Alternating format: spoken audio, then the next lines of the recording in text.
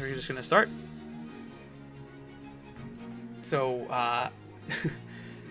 I'm not really sure how to start this. So, hello YouTube and anyone else that is watching outside of YouTube. My name is Triple Agent. I currently hold the world record, and I've put a lot of hours into this game. And I'm gonna try to teach you how to play this game. Sonic Story, no MSG, good category, very consistent, minimal RNG. And yeah, let's just get started. So the first thing you want to do is have an Xbox 360.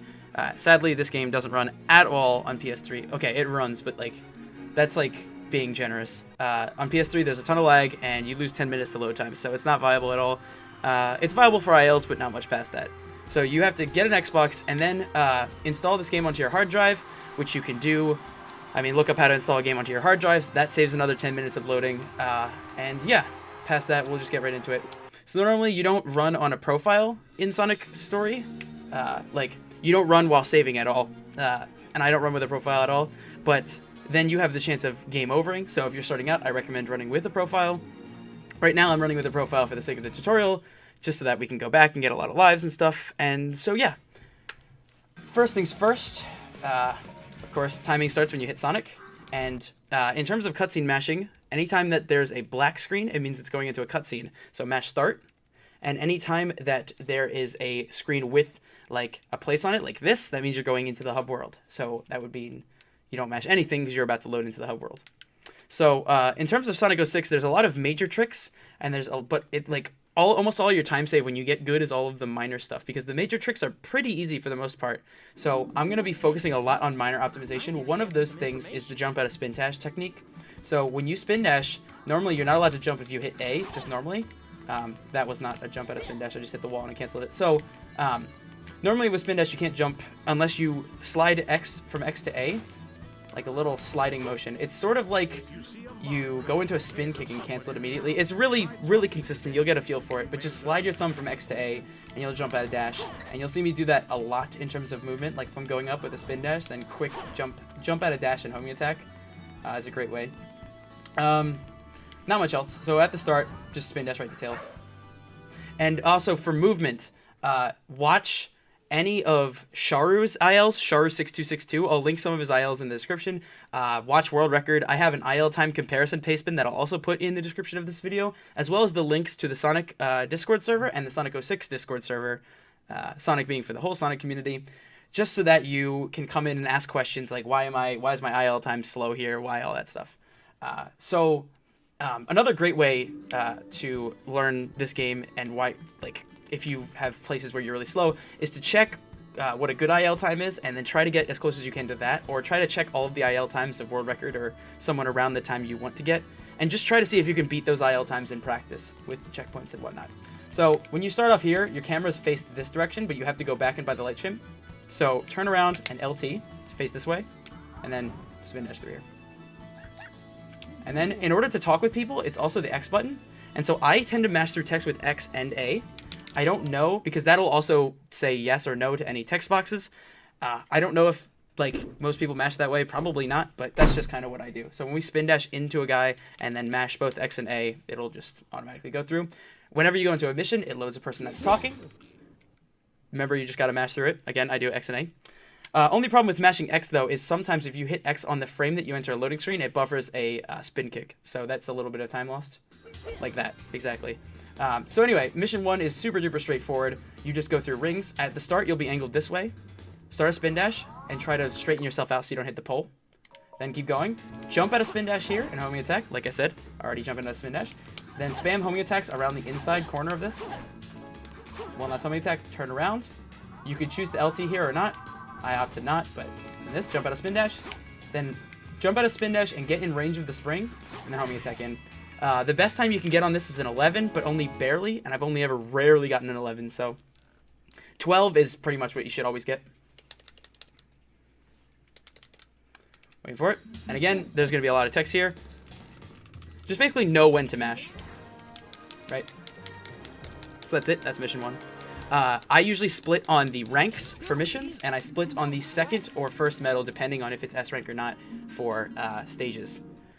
That's the best place to split. That's where most of the 06 community splits, in terms of like, if you don't get an S rank, splitting on the first medal's text. Second, if you do get an S rank, splitting on the second medal, whatnot. And that split should be around 2 minutes. So when you load in, you'll be right next to the shop guy. Walk up to him. So the way to menu through shops is XXX, AAA, and then B 3 times.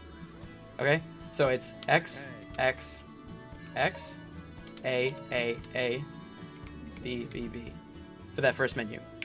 Go back, LT, and go through here. Now your spin dash, you'll get a feel of when your spin dash is gonna run out. So whenever you go to run out of spin dash, don't let it run out and go to your walk. Spin kick right before it runs out, and then hold X again. So if you spin kick and hold X, you'll automatically be right into a spin dash, and that saves the amount of time because normally you only can chart a spin dash from a standstill like this, right? And it takes a little bit of time. But if you're doing it in a run, chaining spin dashes together lets you like spin dash right out of it, right? At the end, jump out of homing attack, and light dash across with X. And you're in there. Okay, so the first major trick of the run is wave ocean skip, and a lot of people complain about this a lot, and it's very inconsistent if you don't have a really good feel for it. I'm going to show you, there is a setup for this trick that I'm going to show you was developed by Darkspine Sonic, and then I just sort of feel it out, so I'll try to show you how to get the feel of what's going to be in or not. But first things first, if you're just starting out, don't even bother. I'm going to show you the movement for not doing wave ocean skip here. So homing attack forward, ramp through the trick ring. There's a little time saver here if you want. You can walk up here and skip like the first loop and just keep going like that. It saves like a second. At this point, if you're not doing wave ocean skip, you probably shouldn't be going for little time savers, but I don't know. Around here. It's a bit slow to do all that, so if you have the option, I would jump off the dock. Here, go through the trick ring. And this is where wave ocean skips ends you up. So all in all, it saves about 30 seconds to do wave ocean skip. But if you're just starting out, you'll get a lot more runs going, and you'll lose more than 30 seconds in a lot of other places when you do this. So now it's time to try wave ocean skip. So in order to do the wave ocean skip, I wouldn't suggest going for this unless you have like a 107 or around that time. Because for starters, you should just finish a ton of runs to get used to everything. So what you got to do is you start off by going and homing attacking onto the pillar and jumping over here. Now, there's a lot of ways to get from the pillar to the loop. Like, maybe sometimes you can land on a different side of the pillar than I land on, or sometimes you can land on the second loop instantly on the right side of it, but I just do it that way because it's super consistent. And then as soon as you hit the ground, jump off, and then try to get to here. So the way that I set it up, I'm going to show you it first, is that I jump, and I go down to about here, the bottom, change the camera over to see the cave, and then, so I try to angle Sonic up around this area, right? If you're too high, you'll go too low. And if you're too low, you'll be pushed too high, and you'll go all the way up. There's different mistakes. There's ways you can tell how far away from the actual angle you are. If you get teleported and then you're just over water and you fall, that means you were too high and you went over all of the cave's collision. If you obviously were too low, that would be pretty obvious. You're going to hit the bottom of that big circular loop. And if you were too far to the left or right, you'll know instantly, because you'll either die on the water to the right of the cave, or you'll hit that rock on the left. So I go here, and I line up. So you want Sonic to be pointing right about slightly to the left of where the cave entrance is. And you want him to be about, like, say, like, not directly onto the cave. Like, you don't want this, right, per se, because that would be directly on. Also, whenever you jump, it's going to reset your camera, but it won't reset your angle. So if you miss the homing attack, it doesn't matter. So go slightly, ever so slightly to the left of the cave, and be about this high up. So I start by making sure I'm on this, jump, go down to the bottom of this dark streak, move my camera towards the cave, and then try to line myself up, not like here, right? That's too far to the left, and not like here. That's too far to the right. You have to be incredibly precise with your positioning in terms of this trick, because it's so far away that you'll definitely be very far off in your angle if you don't actually nail it. This is the right spot. Like if I went here, dead on. So this is your ideal wave ocean skip. If you get right into the cave, it saves about if I had to guess, I'd say 10 seconds over going anywhere else that's not the cave. To do a backup to get into the cave, when you miss it, the first one is the hardest one, the umbrella backup that I just recently found. It's really finicky, and this makes sure you missing the cave only loses 2 seconds. But you have to jump as soon as you hit like the tip of the umbrella to get the extra added height and you can just get right onto the trick ring there. Like that, right? To do the other backup, which is much easier, and I would recommend going for it, you spin dash over here, jump, don't homing attack, because if you do, you're going to hit this box, onto here, turn around, LT, and jump. Wait more than you think you need to. Like right there, I actually missed the Trail of Rings. Wait, and then Trail of Rings there. And you should hit the trick ring. So I'm going to go back and I'm going to show you the DSS setup. So there's a video of this on DSS's channel as a sort of consistent setup for Wave Ocean Skip. And everyone pretty much uses it but me, because I just sort of like feel it out at this point. And I think feeling it out is a little bit faster. But what he does is, I'm pretty sure, something along the lines of going to the bottom. He jumps left, right, down, LT, left, and you should be good. I don't know about the legitimacy, or like I don't know if I'm doing it right, basically, but he's on around the bottom side of the streak. He jumped left.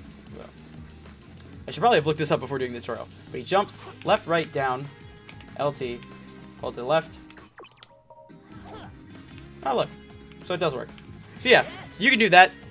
That probably is just as fast, or maybe like trying to eyeball it is faster if you nail it dead on. But yeah, idea is you just want to hit cave. So that's like the third hardest trick of the run. I wouldn't go for it starting off because you just want to finish runs, and the worst thing happens is you reset. So in terms of feeling out how good your Wave Ocean Skip was, oh, also I forgot to mention, the way that we did that was we hit pause and A at the same time to have this homing attack thing, because when you hit A and you pause, it not only buffers an input on the first frame before the pause, it also buffers an input right after. So you doing homing attack on the first frame, which allows you to miss the loop and do the homing attack with, and also that trick doesn't work on PS3. So in terms of the checkpoint, this time, the lowest I've ever had was a 28. I know Sharu has gotten like a 26 because he's a god, but pretty much anything below 45 for a beginner is fine. And then if you're actually doing the normal movement, you should be able to get sub 1 with good movement. So right here, just hold forward in any direction that Sonic goes, or you don't have to hold the direction either, it's fine. Sometimes this bridge will despawn, or just not ever spawn. Mash A through this, and you're good. So the next trick is Tails, we call it Tails Skip, but it's not really, it's just Tails flying over a larger area than he's supposed to. So in terms of Tails, what you gotta do for this trick is, okay, so the Tails Flight, the way Tails Flight works, is you hold A up to a certain cap, you stay there, Tails gets tired, and then he drops like a rock, right? That's if you're holding A the entire time, right?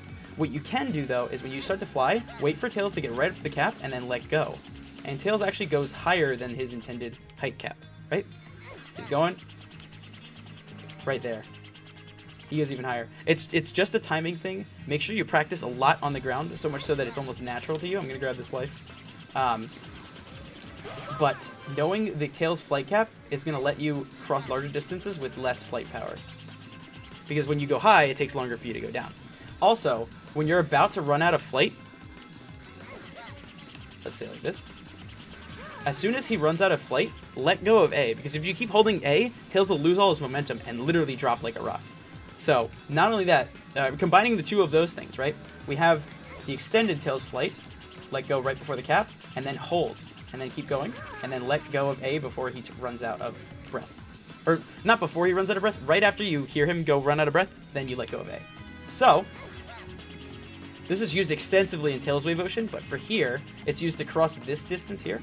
If you feel uncomfortable going for this, you can always go up to the roof of the hut and go for it there with the extra added height, but I'm going to go for it with this. Also, if you wait too long after turning into Tails, the camera goes like this, so you can't look towards the rock as you go for it, which kind of sucks, but... And now, and hold, and let go. You should make it without a problem, right? I'm going to try to get you used to the timing.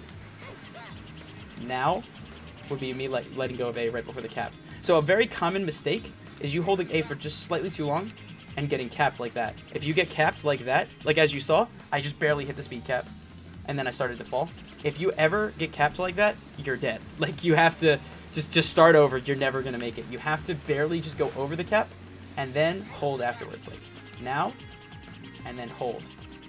And then let go right before he loses all its momentum. Okay, so if you did that correctly, you should end up right about here. If you're in the water, there's a little bit of time before you die that you can try to do a water jump. I don't know what the frame window of it is, but just try to hit A, try to get a second jump. You get a second lease on life, get super lucky maybe. If you don't, you're dead. Oh well. Rip, run, reset. Oh, I spent too much time. Oops. So turn left, LT. Let go of A.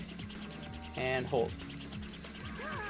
That's the ideal way of maximizing Tails' flight, is the hold after is like right as you get back to where your cap would have been. So anyway, from this point on the rock, fly, make sure to keep your distance low to the ground.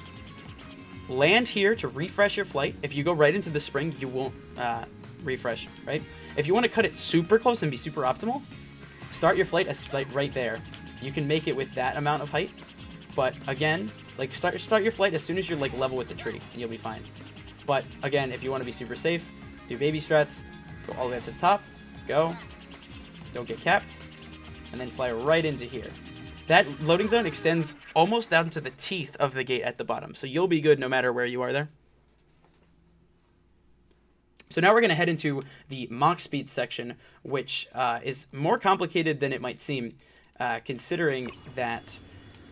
So the way Mach speed sections go fast, this is kind of complicated, so bear with me. I have a full typed out guide on speedrun.com for Mach speeds in Sonic, but I'm going to try to explain it a little bit here. So... there are 3 different speed levels that you have in a Mach speed. Speed 1 is the speed that you start out with, and that is what happens when you don't hold any direction on the control stick and Sonic's arms are out super duper wide, right? You can tell, this is speed 1, this is intentional. Speed 2 is after you ring dash and hold forward, you'll have speed 2. And also after you've held forward for a long enough time when you're in speed 1, right? So you get speed 1 when you first spawn in and after you take any ramps, or you just land from a jump. So the first thing you want to do at the start of a Mach speed section is not only do you want to hold forward through the whole thing, right? Because that's what keeps speed 2. Because if you're in speed 2 and you let go of the direction, you'll go down to speed 1. So you hold forward at the start of this, and then light dash the nearest trail of rings to get yourself right up to speed 2.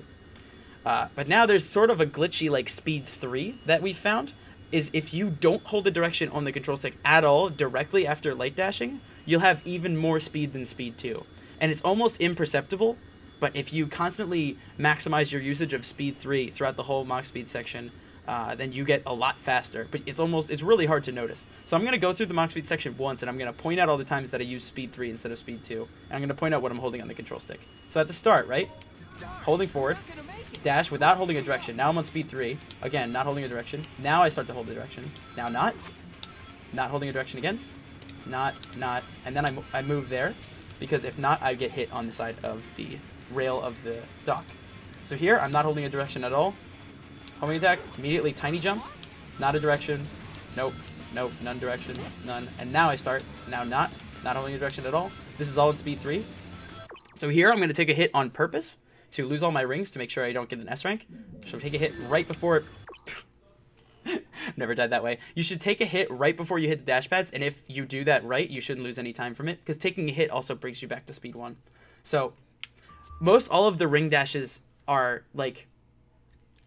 most all of the Mach speed section you want to ideally spend in that glitchy sort of extra speed cap breaky state, where you're not holding a direction and you're still going at light speed, sort of, right? But if you don't hold a direction for too long, the game will bring you back down to speed 1, like that, right? So you should, if you're on over a large distance, you should start holding forward towards the end of your speed 3, or else you'll go back to speed 1. Hopefully I can make this back. No, I can't. Rip me. So, let's go back through this again. Speed 3. Still speed 3. Moving a little bit. Speed 3. So you want to maximize the amount of time you're in speed 3, but if you're going to hit something, you have to move the control stick there.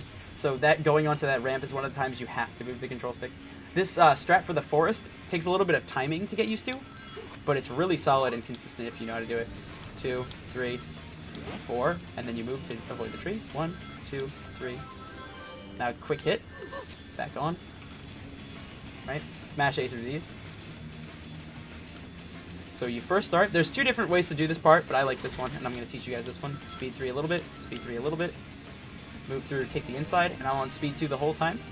So at the end here, If you go to the right of the loop here, you'll die. If you go to the middle, you'll kind of cut it close, but you won't actually die. And if you go really far to the left, you have a chance of hitting this jump at the very end. The farther you go to the left, the easier it is to hit. I usually don't time it, I just mash for it. But this jump at the end, you can go even farther to the left than that. And mash a little bit here, and you should hit it, right? So that's about Wave Ocean in a nutshell. That's like one of the most difficult stages in the run to get a really good run of, because not only do you have to hit the cave, you also have to hit the jump, and both of those are kind of inconsistently random at times. Oh, excuse me. Inconsistently random. So a good Wave Ocean time for a beginner would be anything under like 2:30. My best is like 2:05, and I got 2:03 in practice once, but yeah. So after Wave Ocean, it will take you to the main menu, or take you right back to Soliana. And we go right into Egg Cerberus, which is also one of the hardest parts of the run. I'd say don't worry so much if you're starting out about your Wave Ocean and Egg Cerberus time, because most people like reset a ton over those two and forget about Aquatic Base and Kingdom Valley. They don't tend to practice those as much, and they lose like minutes and stuff to just general optimization, movement and stuff. Aquatic Base and Kingdom Valley, and yet they'll like go for Wave Ocean skip and try to save 30 seconds in the beginning when there's like an obvious minute and a half to be saved at the end. Anyway. So we start off, we're going to do the anti-grav skip, which is building clips. Whoa. Remember, if you hit X, that's also talking to people, so don't try to spin dash when you're next to a person, like I just did here, right? Wait to spin dash here. So, the way building clips work is you line yourself up with Sonic's spine is in the middle of that the little piece of the building that's jutting out into the wall on the side of the door, right? That line and the line that's the actual wall, Sonic's spine is right in the middle of that, right?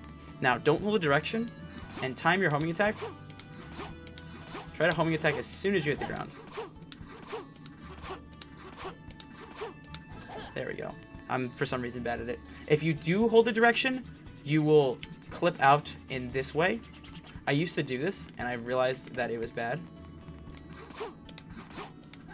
Like this. If you're doing that, that means you're holding a direction. Don't. It's much easier to clip when you're not. So, don't hold anything. Clip right through. Go grab the Dusty Desert Mirror. Now the angle for this, I kind of like to set my camera up here and angle Sonic a little bit towards the wall, but not too much. Like, not like full on 45 degrees, but more so kind of like this sort of an angle, right? So this angle. This one you can also walk forward while doing. But it might be a little bit easier to not hold the direction. I don't know. Apparently I suck at clips today. And go right back over and do this one again. And then you're in. So what that does is that basically skips a loading screen and skips you having to go back and grab the anti-grav. And it also makes this cutscene pretty glitchy. But yeah, for newer runners, again, don't sweat clips and Cerberus a lot. I like just do it even if you're like super far behind on your PB. Just get through them and like finish runs of this game. Okay, so Cerberus is probably the only actual instance of RNG in Sonic 06.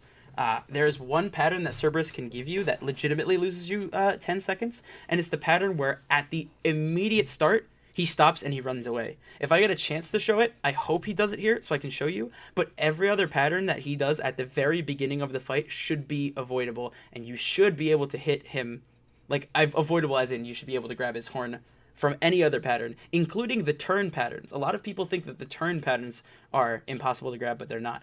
So at the very beginning, you should immediately start, charge a home dash, and spin away. Wait for the end. Spin kick, jump, and homing attack around. So that was a turn pattern, right? So keep sort of mashing homing attacks onto the first rail, the on his tail, the second rail, and onto his horn. In Shadow, you can't homing attack onto Cerberus' horn, but in Sonic, you can. So it's really useful. I see a lot of people failing this because they get hit by Cerberus and they don't grab his horn immediately. Like, make sure to homing attack a lot here. Don't homing attack so much that you fly it off and get like a Wave Ocean like homing attack with, but homing attack enough so that you grab his horn. And then the first thing you need to do is you hit the statue over on this side, right? And the first hit, Cerb won't push you all that hard, so you should always, almost always be able to land this first hit. Now this second hit is the early cycle. I wouldn't say early cycle, but it's like skipping Cerberus doing his like jumping onto the side of the arena phase. And this is the massive time save. If you miss this, you lose 30 seconds, the second hit, right? So what you got to do is you homing attack or start spin dashing immediately onto his tail. He will always either turn left or right depending on the side that you are. Like, if you're on his left, he'll probably turn right, and if you're on his right, he'll probably turn left. I'm not totally sure. I think he always turns left here, or that's my feeling. I feel like he's going to turn left for me, and I feel like he normally does that, but it's the same deal. Make sure to homing attack up the rails, and hold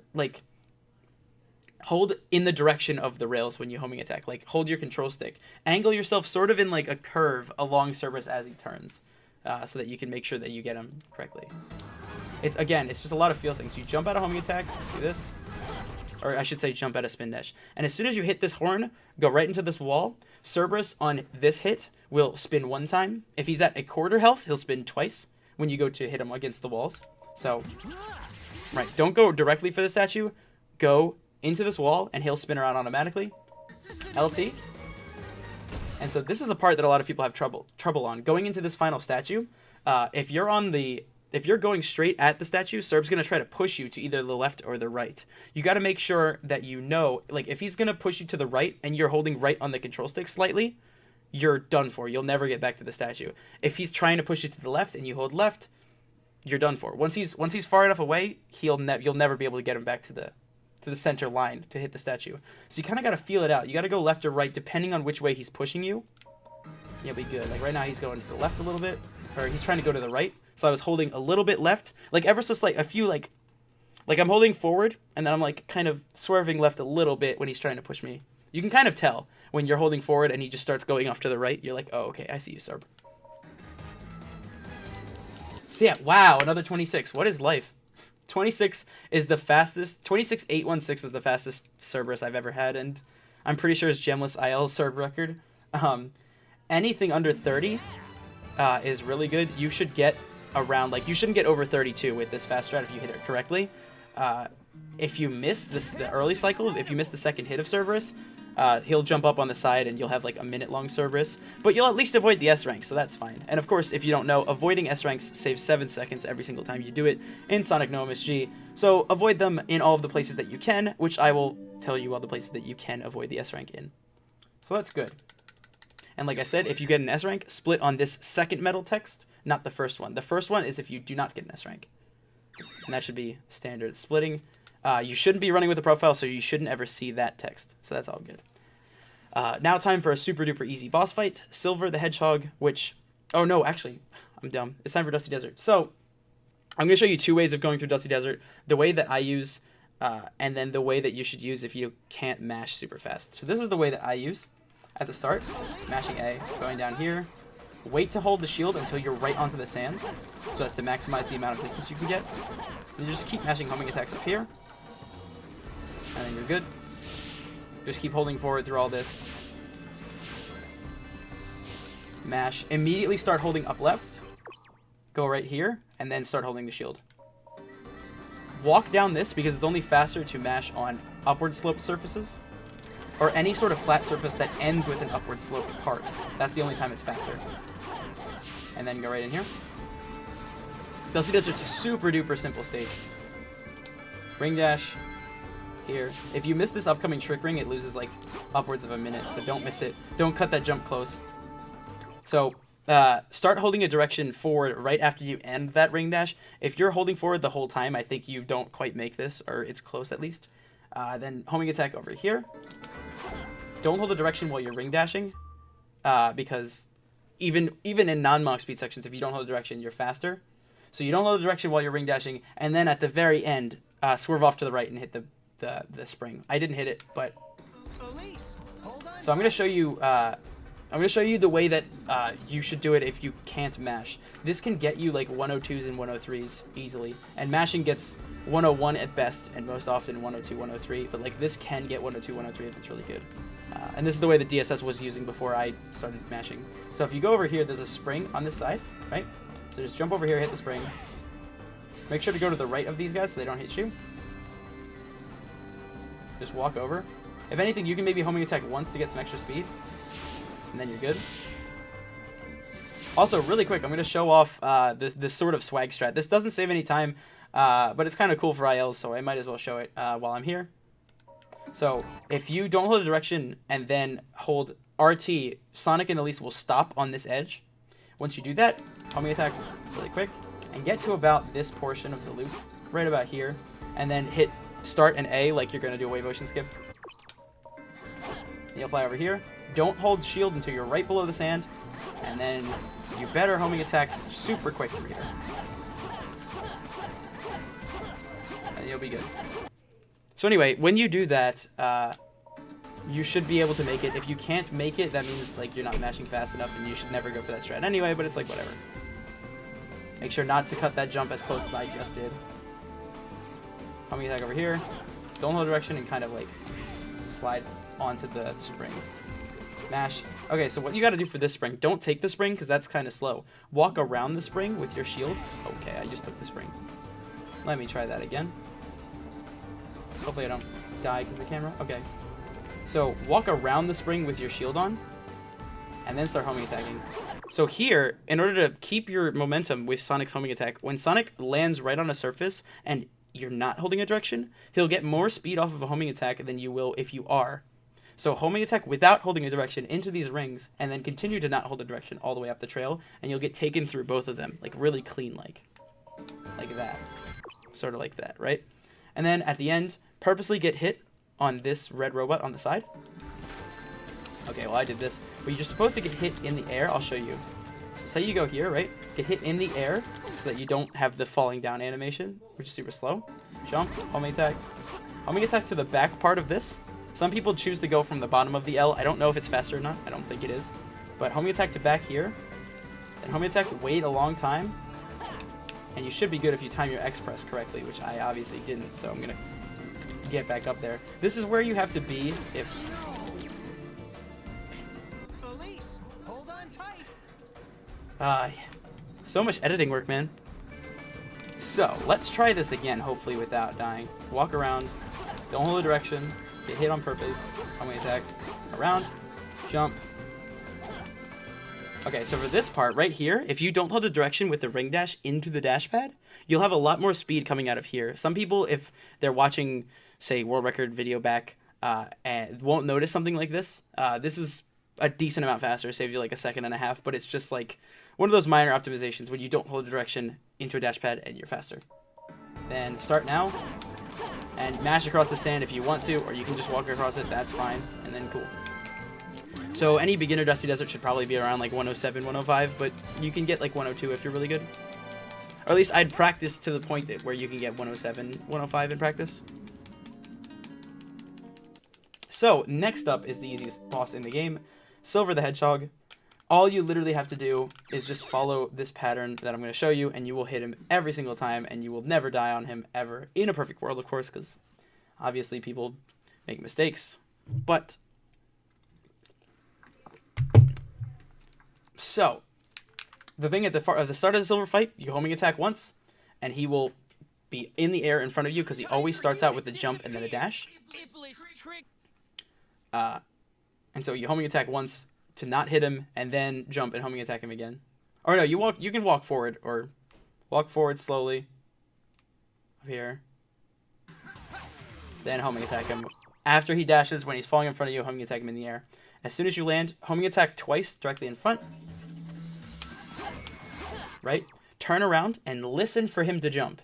I sort of have a feel of when he's going to jump or not, so I don't even have to listen at this point. But for beginners, definitely listen.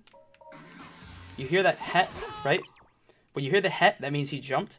Once he does that, you're free to homing attack. Just turn around and even homing attack blindly. That's totally fine. Right?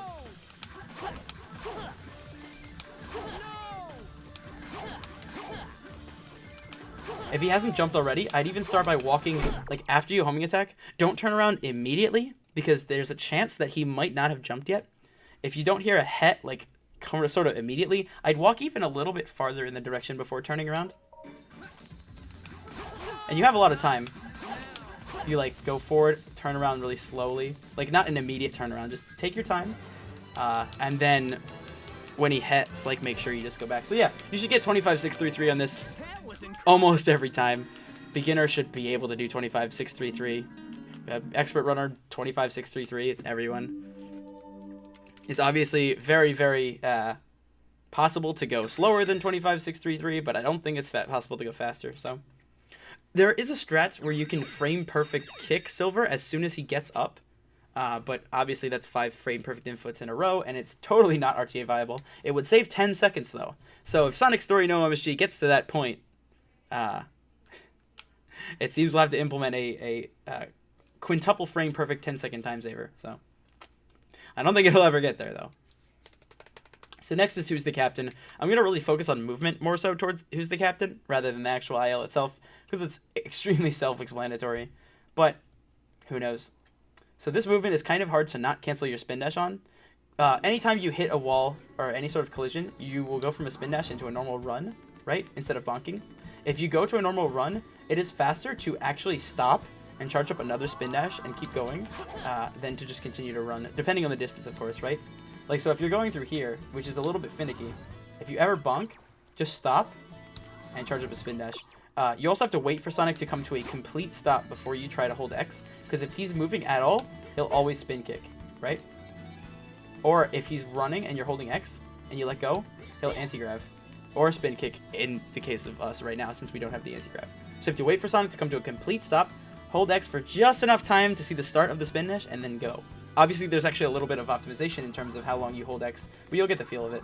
So keep going. So now the Who's the Captain townsperson is actually one of the people that gets scared when you run by him fast enough, right?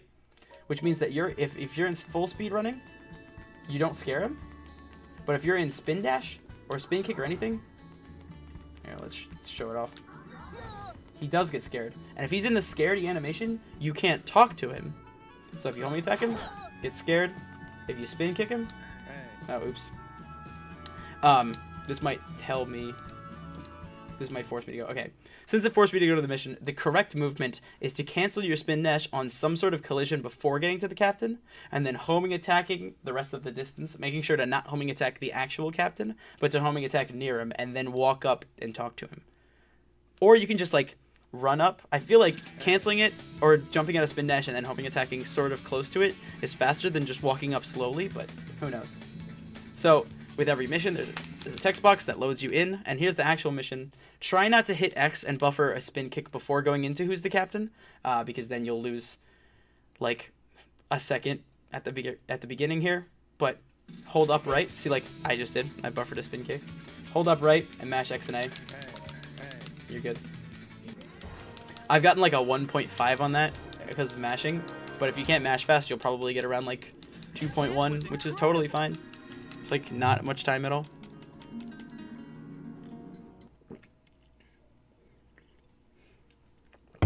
No, there's no difference in terms of text menus.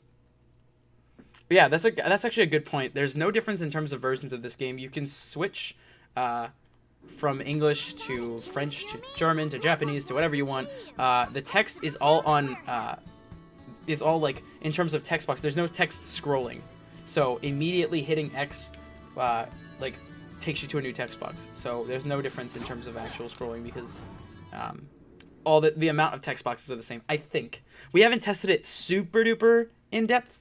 The current knowledge is that there's no difference. We might want to go back and test it a little bit more. But yeah, that's what we think right now. So at the start of here, charge homing attack. It's gonna run out at about here. Spin kick while trying to angle yourself towards the shop after you spin kick. Then homing attack towards it and then hit X, right? X, XX twice, down, A, right? And then B once you buy it, right? So it's like X, down. And as soon as you hit yes, you just start spamming B, and you're out, right? The problem is, if you go to try to charge up a spin dash now, right, holding X takes you into the store. So what you got to do when you leave a store, always quick homing attack, and then you're good, and you can spin dash. You're going to run out right about here, spin kick, again, jump out of dash, hold it, and homing attack around here. That's the best town movement for that. The whole getting the feel of shop menus, doing it really quickly is just a natural like time thing. You'll get it. But it's just X, then A, then B. So the Battle of the Warehouse is actually one of the coolest ILs. I'll do it kind of quickly, and I'll try to show off. So you homing attack into this box, and then it kills everybody but the back left one. So you got a quick jump at a spin dash, turn around, and attack the back left guy. So when you land, homing attack, or spin dash under this person, not person, robot, spin dash under the robot. Make sure you're well under it. and then you homing attack it from the underside, because if you try to homing attack it from the top, you'll hit the guys around it and not it, and you'll have to homing attack like 3 or 4 times. So spin dashing under it and then going up. Jump out of dash, click up, and chain these guys. Now, hold X for anti-grav while you're walking, and release it to start the anti-grav, and sort of get these guys all on the left half, and make sure the last one hits that exploding box, and then you can go around and get the robots on the right-hand side. So like this. Right, so that's the best way. That kills all the enemies. It's a little bit finicky at times, but most of the time you'll get that. That's not usually the hardest part. Hardest part is usually not canceling your homing attacks on the upcoming guys. So for this, you also spin dash around, get under the guy. I messed it up, but you get under the person here, right? Homing attack it from the underside, like that. Chain these guys. If you're quick, you can get these two and go right onto the roof before the barrels even fall down. For a beginner, I would suggest just homing attack chaining all of these red robots if you're not like comfortable with anti-graving through them all. Same with the previous cluster of robots, but if you should eventually learn to anti-grav these guys. So to cancel an anti-grav, you hit X, and then you'll go back to normal running. So I'd cancel anti-grav, and then re-get it here. As soon as you hit this last guy, cancel anti-grav immediately, and then quick double tap A to homing attack right off so that you can get onto the ground as quick as possible. Cancel, and homing attack. So if you land in sync with this guy, the big robots, instead of homing attack chaining them, just use anti-grav and spin in a circle around their feet before they take all the damage. Well, yeah, make sure you're not in normal running because you'll get hit. But in anti-grav, you have complete invincibility, so you can just do that, right? So go over here, cancel anti-grav. And so to get all of these robots that are on the side of the pillars, it's actually pretty hard to get that without like canceling your homing attack chain on the sides of the pillars. Usually we can get these two in a chain, which is this and then here, but sometimes it doesn't work. It's a bit finicky, like I said, right? The next one is I go in this order, right? Left, here, left, and back to here. And then quick homing attack towards the right and get this guy, right? That's what I think is the fastest way to do that. I don't know. There probably will in the future be some faster method, but for now, homing attack sort of forward, this guy, and then this guy.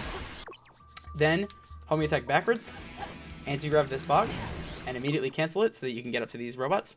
And you should be able to kill both of these big ones in the same anti-grav if you're quick enough. They take 5 hits each. You want to get all these 3 guys in the same homing attack sort of chain. Right there, I screwed it up. And then sometimes if you're not fast enough, the last guy will do this to you, and he'll get a blue shield.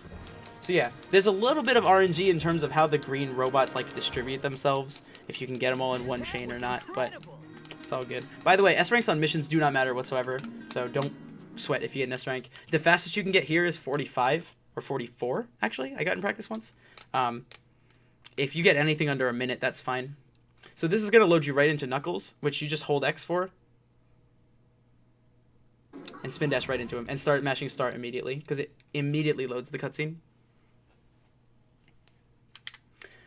So, this loads back into Soliana, and we're going to head for the final mission in our mission extravaganza, mission 12, which is a lot more straightforward than the mission 11 mission, because mission 11 is actually kind of fun to try to optimize. Mission 12 is just super duper straightforward. So, spin dash immediately, jump out of dash, homing attack, right here. Wait for it to run out about here.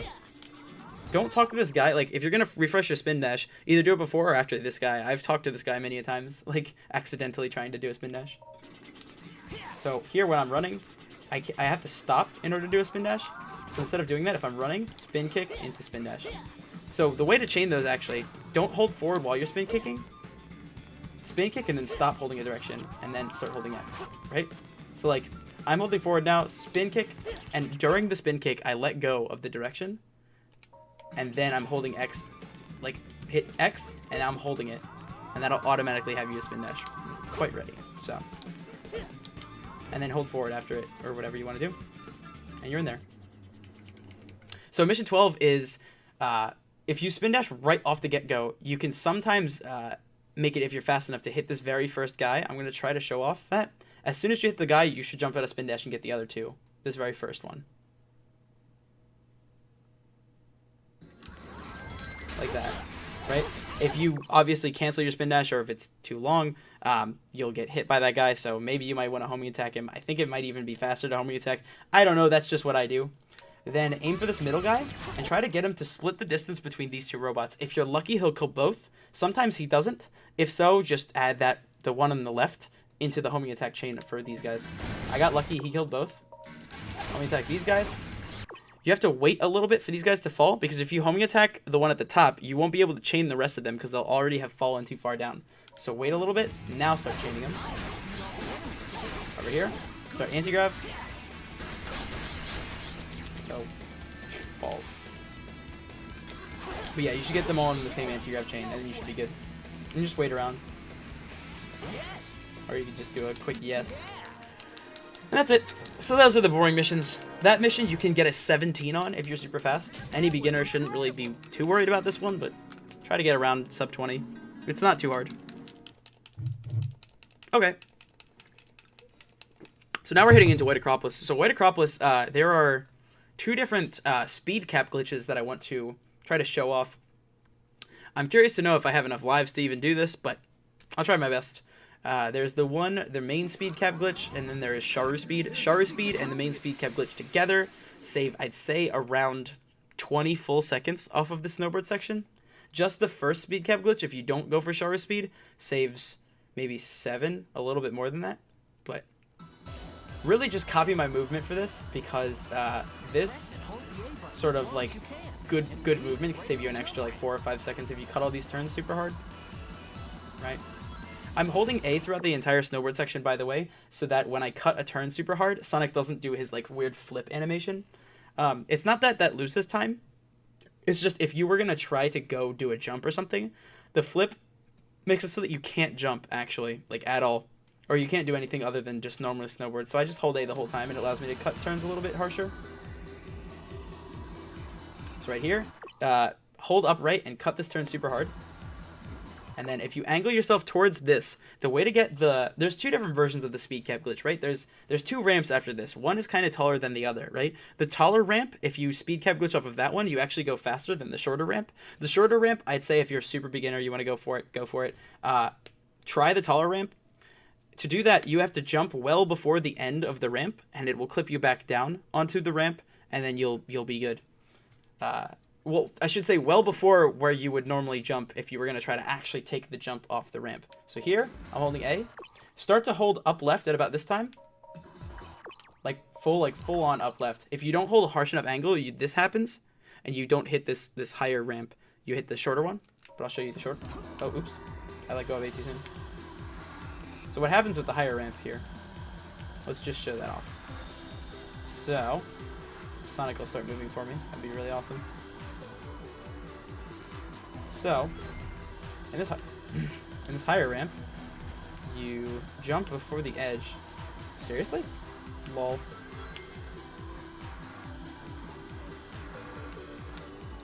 So if you jump here, this probably isn't far enough forward.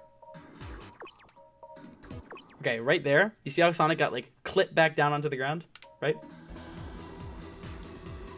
That means this is now faster than you would normally go, right? So now I'm going to show you Sharu speed really quick. Ideally, you want to hit the bigger ramp and jump very early, like a lot earlier than you think you need to. But it's just getting a feel of how cutting that turn works. If you miss the turn, you can always have the shorter one. And if you miss this and you're also going for Sharu speed, it doesn't matter. The speed cap glitches don't stack. So you're fine. To do Sharu speed, go up against this wall and start holding up left while holding A. Right as soon as you get to about here, around the front, you should let go, because the way to get Sharu speed is that there's a jump trigger towards the front of this rock that when you let go of A on, it will take you, and you'll be able to tell. This is what happens when you don't get it. I'm going to try to do the full thing, and I'm going to show off what happens when you do. And Sharu speed is very worth your time, and it's very consistent for me at least. I don't know about everybody else. You can do it from the left or the right, and the right is a lot easier, so I'd suggest going for it from the right, and it saves a good amount of time. Like, if you don't use Sharu speed, you can get like a little bit over 110 on the snowboard sections. If you do, you see how high I cut that turn. Like, you can, if you're holding A, you can cut that like really harshly. But anyway, so for Sharu speed, I'm used to doing it while I have the speed cap, so I might mistime it. You have to get used to both timings, one for when you miss the speed cap and one's for when you get it. But, oh geez, I freaking keep forgetting that I'm holding A. So let's go back and like set up for this. Alright. So, holding up left. Again, not holding A. I'm done.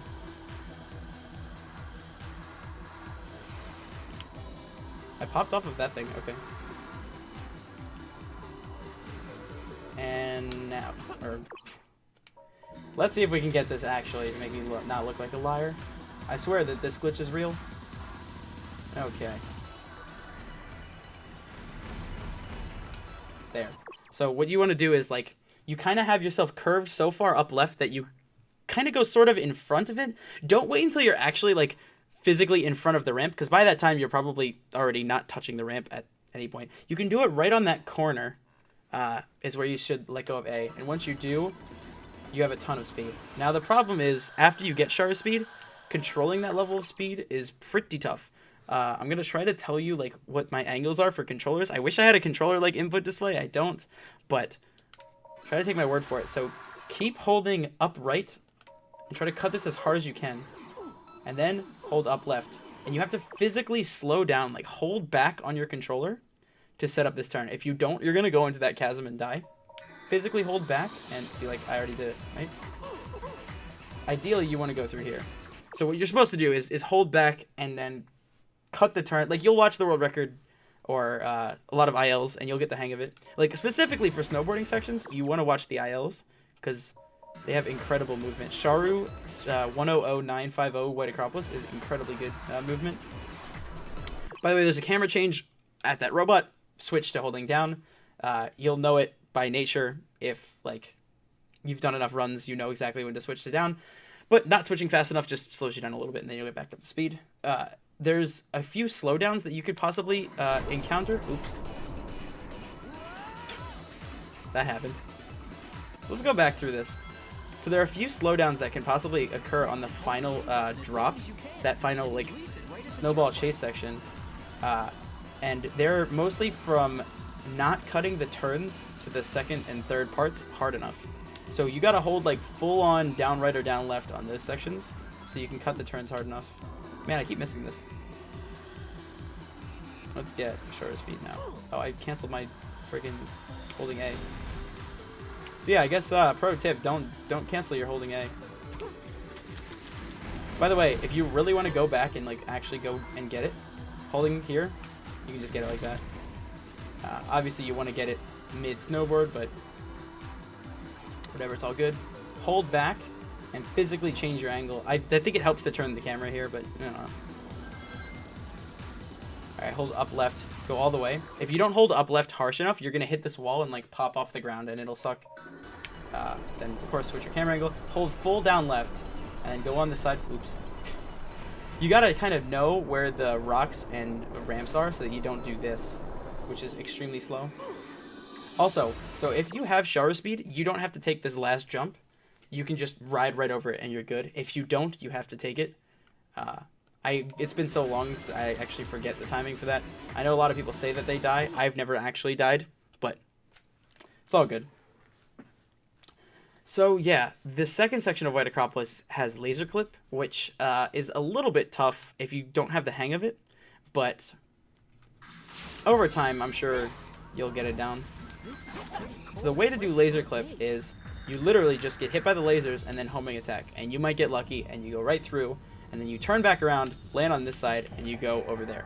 So the problem with laser clip arises that a lot of people just spam homing attacks into the lasers, and then once they get it, they don't have the reaction time to actually curve themselves back around and land, right? You shouldn't leave this up to reaction. Every single time you homing attack through the lasers, you should turn back around, like this. Like, say I miss it, you should turn yourself back around every time you homing attack, just in case one of them actually makes it through. So, get hit, like that. Boom. So that clip is actually a little bit harder than I'm making it look. I just kind of have a feel for the angle at this point, like of what angle you need to have. I don't think you can clip back through here. Never mind, it looks like you can. So I kind of have a feel for what the angle is supposed to be. Like, you should never get this first try. If you're getting this first try really consistently, then that's pretty crazy. Even I still don't get it first try every time. It should be like probably like upwards of 10 tries for a beginner, but as long as you go like physically move yourself backwards after every attempt, you shouldn't die and you should be fine. So make sure to get hit while you're in the air, because then you won't have the falling down animation. This is about the angle you want. You're in there. Then spin dash over here. So there's two actually different strats to get up to the top. One is you go over here. You actually homing attack this. Try to land on it as it falls. And then use the side of it to like jump and make it up there. Right? But it's super finicky and it's due to physics and I don't like it at all because it's not consistent. I'd make a stretch and call it RNG. I'm not really sure. I do this way. I'm not even sure how much slower this is. It's only a little bit. You can still get pretty good times if you just hit Shara speed, get laser clip first try, and go through this. And you're good. So my fastest White Acropolis is a really low 114. If you are getting Shara speed, you should get around 120. It's all a matter of just basically White Acropolis is, did you hit Shara speed? Yes. Did you hit laser clip first try? Yes. If so, then you have god time. Like, if not, then kind of have crappy time. But yeah. So that's all. Super straightforward level. Now we're going into Crisis City. So Crisis City is very long, and a lot of people lose a lot of time to like little tiny movement things, especially in the third section. So I'll try to go over stuff really quickly. At the beginning, there's a snowboard section that has a similar speed cap. There's actually two speed caps. There's the DSS speed cap, or the one and only speed up, which is the one I'm going to show off because it's the faster one. And then there's also a sort of backup speed cap on the half pipe. So at the start, I hold camera down, or at least I used to before the DSS speed cap was found, to reduce lag. Currently, it feels like holding the camera down sort of increases the lag if you have the DSS speed cap, which is kind of weird to me, but that's fine. So maybe don't hold the camera down for now if you're going to go for DSS speed cap. It's a little bit difficult, but I'm sure with practice you'll get it. If you're not going to, I guess hold the camera down. Why not? If so, it's kind of difficult. You'll have to feel your way around it. Like, don't hold the camera down for your first couple of runs, and once you get the feel for it, just try to do that in practice. But anyway, so I'd suggest holding A. There's a very, very minor sort of speed cap glitch on this ramp. If you just real quick jump towards the end of it, you'll save like a second over not doing it. Yep. Like, that's how quick it was. It was like a little bump.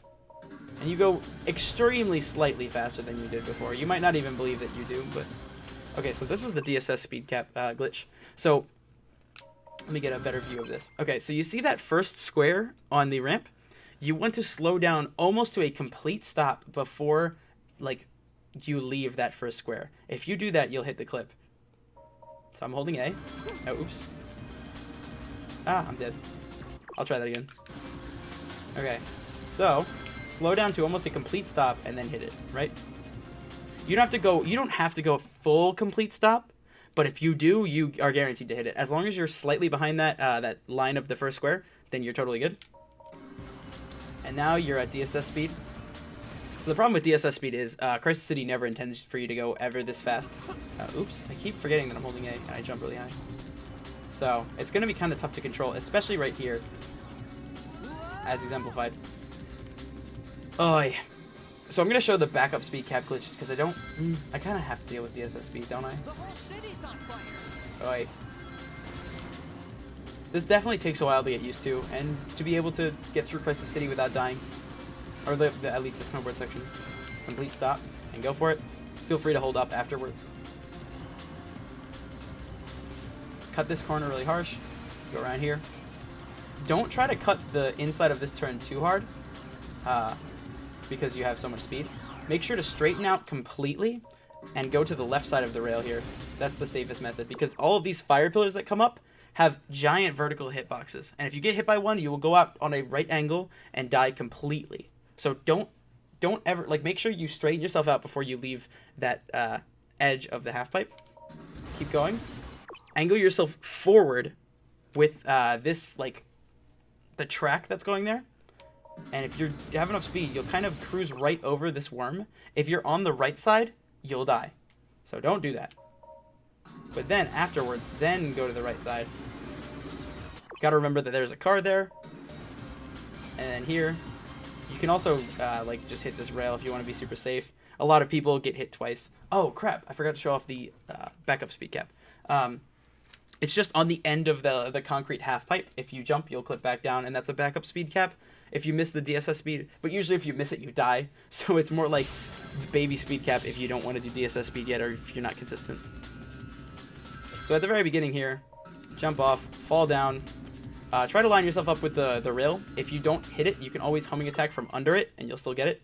Just don't homing attack first before falling. Even though it makes you fall slightly faster, it's just too risky.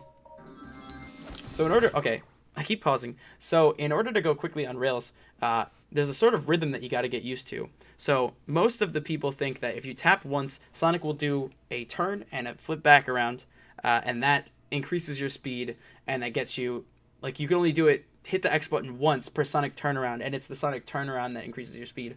Actually, it's how many times you press X that increases your speed. So it doesn't matter. Sonic can be doing only one turnaround, and if you time it correctly, you can do 3 X presses for every time Sonic does one turnaround, right?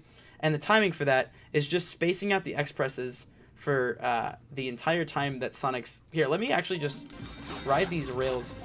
2, 3, 1, 2, 3, 1, 2, 3, 1, 2, 3, 1, 2, 3, 1, 2, 3, 1, 2, 3. Oh, I'm dead. Can I still get this? Probably. 1, 2, 3, 1, 2, 3. This is all me timing expresses. If you do that, you get maximum acceleration on a rail. If you go too fast with the expresses or too slow, Sonic will get stuck, and then he'll stop doing turnarounds at all, and he'll just sit normally. So if you mess up the timing, you gotta wait for him to recover. Like, if you see that you're hitting X and he's not doing any sort of turnarounds, then that means you screwed up your timing. You wait a little while, and then start doing the timing again, because he won't respond to anything after you mess it up once. For a little while, at least. So anyway, continuing on. Take this. Go to the left of this dash pad so that you don't hit this rail. The whole city's on fire. And then you're good. So from here, angle your camera forward. Spin dash through this guy. Right into the dash pad. And so this is clench jump. I call it that because it looks like you're going to miss it every time you go for it. Right about here is where you should jump. If you don't want to go for clench jump, I totally understand. I would actually recommend doing that if you're a beginner, because going around this side is super duper fast, and doing clench jump only saves a second. But the main part about clench jump is cutting your homing attack really close to the edge. The reason why people fail clench jump is because they're homing attacking too early every single time. So jump towards the top of the rail, cut it like right, like as low as you possibly can, right, without actually falling under, and then you'll hit it. So again, only saves a second. Again, 1, 2, 3. Homing attack, chain these guys. You can angle your camera to hit this trick ring. I don't, and then this sometimes happens. If you miss it, of course, spin dash through here, and you're good, right? So after you get through the trick ring, the movement to get up to the rail, you can either jump on that ball, or you can hit the Iblis worm, or you can do a lot of things, but you actually also can just jump, angle yourself, and get right up there. So the whole thing, if you actually... I might be able to go back to the trick ring and show off. Okay, so this is what you should do. Not what I just did, basically. 1, 2, 3, 4, into the trick ring, and then you don't hold anything. Jump, hold upright, and then you're in there, right? Every time you enter a rail, you should always tap X on regular intervals, just to maximize your rail speed. And you can just hold forward through this, it's totally fine. Okay, so now this section has always kind of perplexed me in terms of the movement. I think I sort of have a decent understanding of what's fast in here. This might change, though, when we do a little bit more research into, like, saving itty-bitty bits of time. In general, spin dash through here, walk over here, homing attack this guy, and then homing attack to the right of this guy so you can walk around. And then just normally walk around, spin dash here, jump out of dash, wait a little bit. If you ever get invisible walled there, this is what I wanted to happen. It's because you're homing attacking, I want to say too late, but if you do, it's kind of random. Sometimes invisible walls in Sonic 06 just do their thing. Jump really quick on this box, get right back up there, right? Spin kick this thing, and you're in. So yeah, like, keep updated. Watch the latest world record for sure, or the latest IL to see how to move through there. It's a little bit finicky. But this first section, you should be able to get, like, around 210 on if you're doing it good.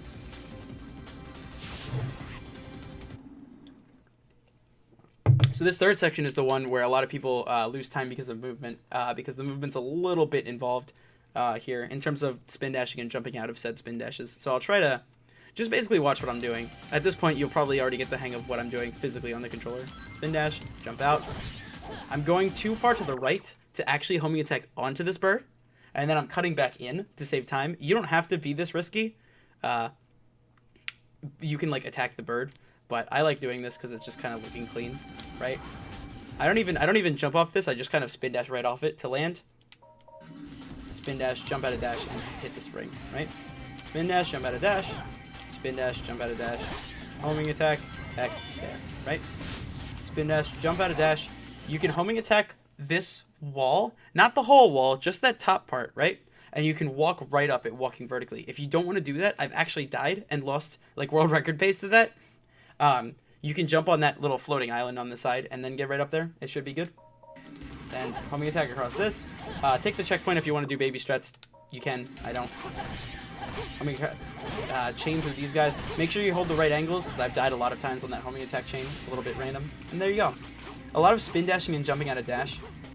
If you're really quick with your spin dashes, like you hold X for like just the right amount of time when you're standing still to spin dash, it should be faster.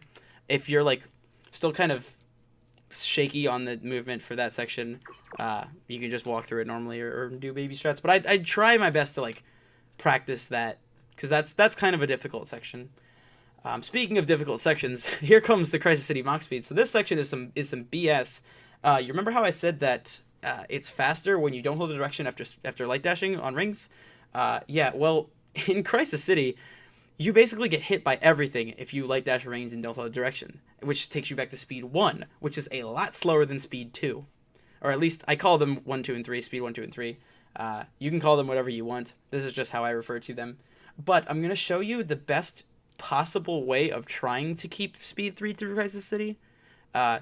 If you want to play it really super safe, the way to do this level safely is start by hitting speed 2, and then just staying on the left. If you want to make sure you just hold speed 2 and never get hit, and stay in perfect harmony, just chill and do this. Right? So staying against the wall prevents you from getting hit by random things. Jump here. And you should be good for pretty much the rest of the run. Make sure to avoid these guys if you can. And continue to stay on the left. This is what I did for the longest time. It works because you're like playing it safe. You're keeping speed 2. You're not like risking getting hit at all, right? You do have to get hit at the end here to avoid an S rank in Crisis City if you're going really, really fast. So ideally you'd want to get hit on the boxes before going into this last section. And I'll show you what that would look like. But now I'm going to start over. This is pretty much self-explanatory after this is the goal ring. But I'm going to start over and I'm going to show you what you would do to like shave off itty bitty bits of time, but also do kind of risky strats. You're probably going to get hit a lot of times trying this at first and possibly die. So I'd say keep the slow strats. Make sure you don't die on this section because a lot of people have trouble with this and die. And then when you're feeling confident, try to go for these strats. These are kind of recent. These are developed by Sharu, and I've been trying to hold this. So no holding direction at all. A little bit. None. None. None. None. Jump here. No hold direction. Real quick jump. Go around these boxes. And, okay, so in order to hit that light dash, you don't need to actually jump over the columns. You just have to go and walk up to it and mash X, and you'll usually get taken by the rings. If you don't get taken and you get hit, try to go more towards the left, because there's kind of like a pipe that juts out in front. So if you're to the left of that pipe, you shouldn't get hit.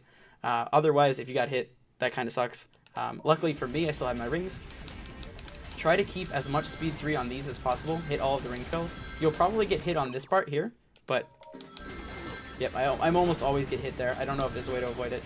Here, you can not hold the direction, and you don't actually get hit by this car. You get like pushed here. So not holding the direction here is fine. And jump. Every time after I light dash, I'm not holding the direction. Here, here is a part where if you don't hold the direction at all, you will revert back to speed 1. So you have to start holding forward at some point during this part. Like right there. Don't hold anything. Don't hold anything. Try to get hit. Try to get hit. Try to get hit. There we go. So that should be fine. Right? And the whole avoiding an S rank thing, I feel like if you have about 30 rings anything under like 40, you should be fine in terms of S rank at a really fast City pace. If you're like getting this sort of a time like a 3:59, I don't think you have to worry, right? Like, I got a B rank. But yeah, the best City that you can have, I got a 3:19 in practice once. Anything under 3:30 is really good.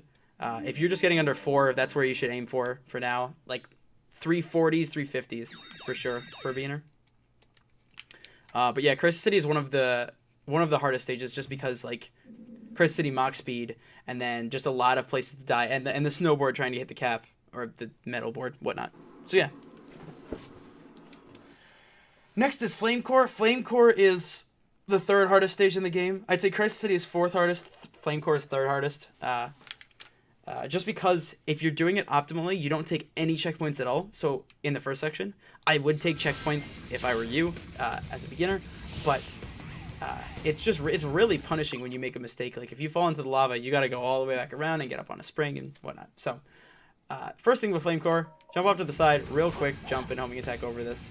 Don't do it too quickly or you might hit an invisible wall, but you know.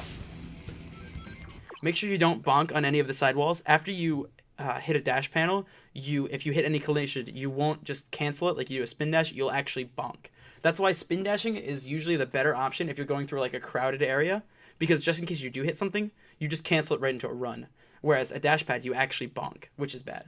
So you go through here, jump, go over to the left, and you can either hit that ring castle or hit that bird. Homing attack the wall so you fall down quicker instead of just normally falling, like tiny, super tiny optimization. Then go here. You'll get a hang of running on the walls. I know that's kind of difficult for casual players and new runners to comprehend running on the wall, but you'll get the hang of it. Now, coming up here is this jump. Most people, if you want to do it super optimally, you shouldn't slow down, but for every beginner, I highly recommend slowing down. In terms of jumps in 06, when you jump, you can't carry any momentum from the ground into a jump, like at all, right? If you're running and you're at any point faster than the cap, jumping will revert you back to the cap. Like normally, of course, like if you're jumping, if you're at a slow pace, like you'll still jump at full speed. There's like only 2 different types of jumps. There's a jump when you're standing still, or a jump when you're actually moving, right? Those are the only 2 different types. No momentum at all. So slow down completely, and then just make sure you jump as close to the edge of here as you possibly can, and you'll make it every single time, right? That's why like slowing down doesn't matter in terms of getting this jump. So I'd suggest if you're going full speed, quick jump, reset your momentum. That's a really quick way to slow down, by the way. And then walk forward, jump, hold it, and you should be able to make that every time, as long as you slow down. If you want to be ideal, you would get that without slowing down at all. Just go right into the jump. If you miss it, though, there's a really quick backup that I want to quick show off. Spin dash over here. Turn around, hit LT, and there you go. There's only tech chain. And a quick grab raise. Okay. So that's fine. You don't have to fight any of these guys. Spin dash over here. So what you have to do is spin dash and cancel so that you're at full running speed, right? Full running speed is when Sonic has his arms out. Then this angle is in. Oh, I'm dead. See, the thing is, right, in Flame Core, if you get sniped by any one of these birds over the crystal pits, you're dead, and you have to go all the way back to the beginning. Which loses right here, would have lost around 40 seconds. Maybe a little bit, 35, right? Which for me is like too much time. Flame Core is too brutal. Real quick, I'll run through it. Yep, there you go. Also, if you're missing it and you're actually jumping at the very end, right there, what I did wrong is that I homing attacked too early. Like I said with clench jump, you'll get a lot more mileage out of your homing attacks if you homing attack at the last second when you're right up against the ground. So right there, I was too early. If I had homing attacked later, I would have gotten it. You'll get this hang of the timing or whatnot the more you do it. But, oh, also, every time you fall and you get hit on the lava, sometimes you'll hold forward out of your fall once you get back up, and you'll find that you have a really weird, like, slow sort of anti-speed cap glitch.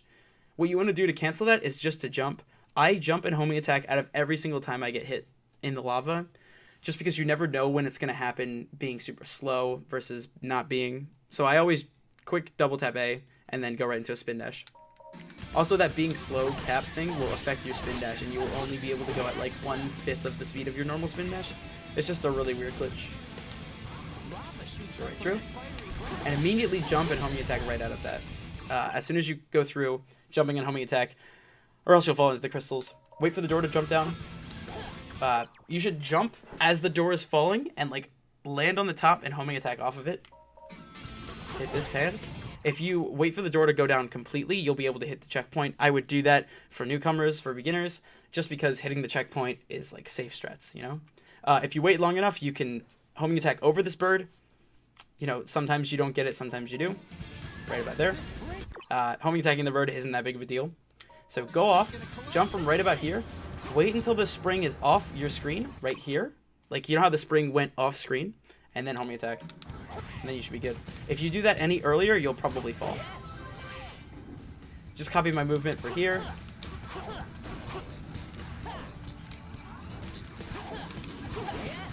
It's just pretty straightforward, just homing attacking.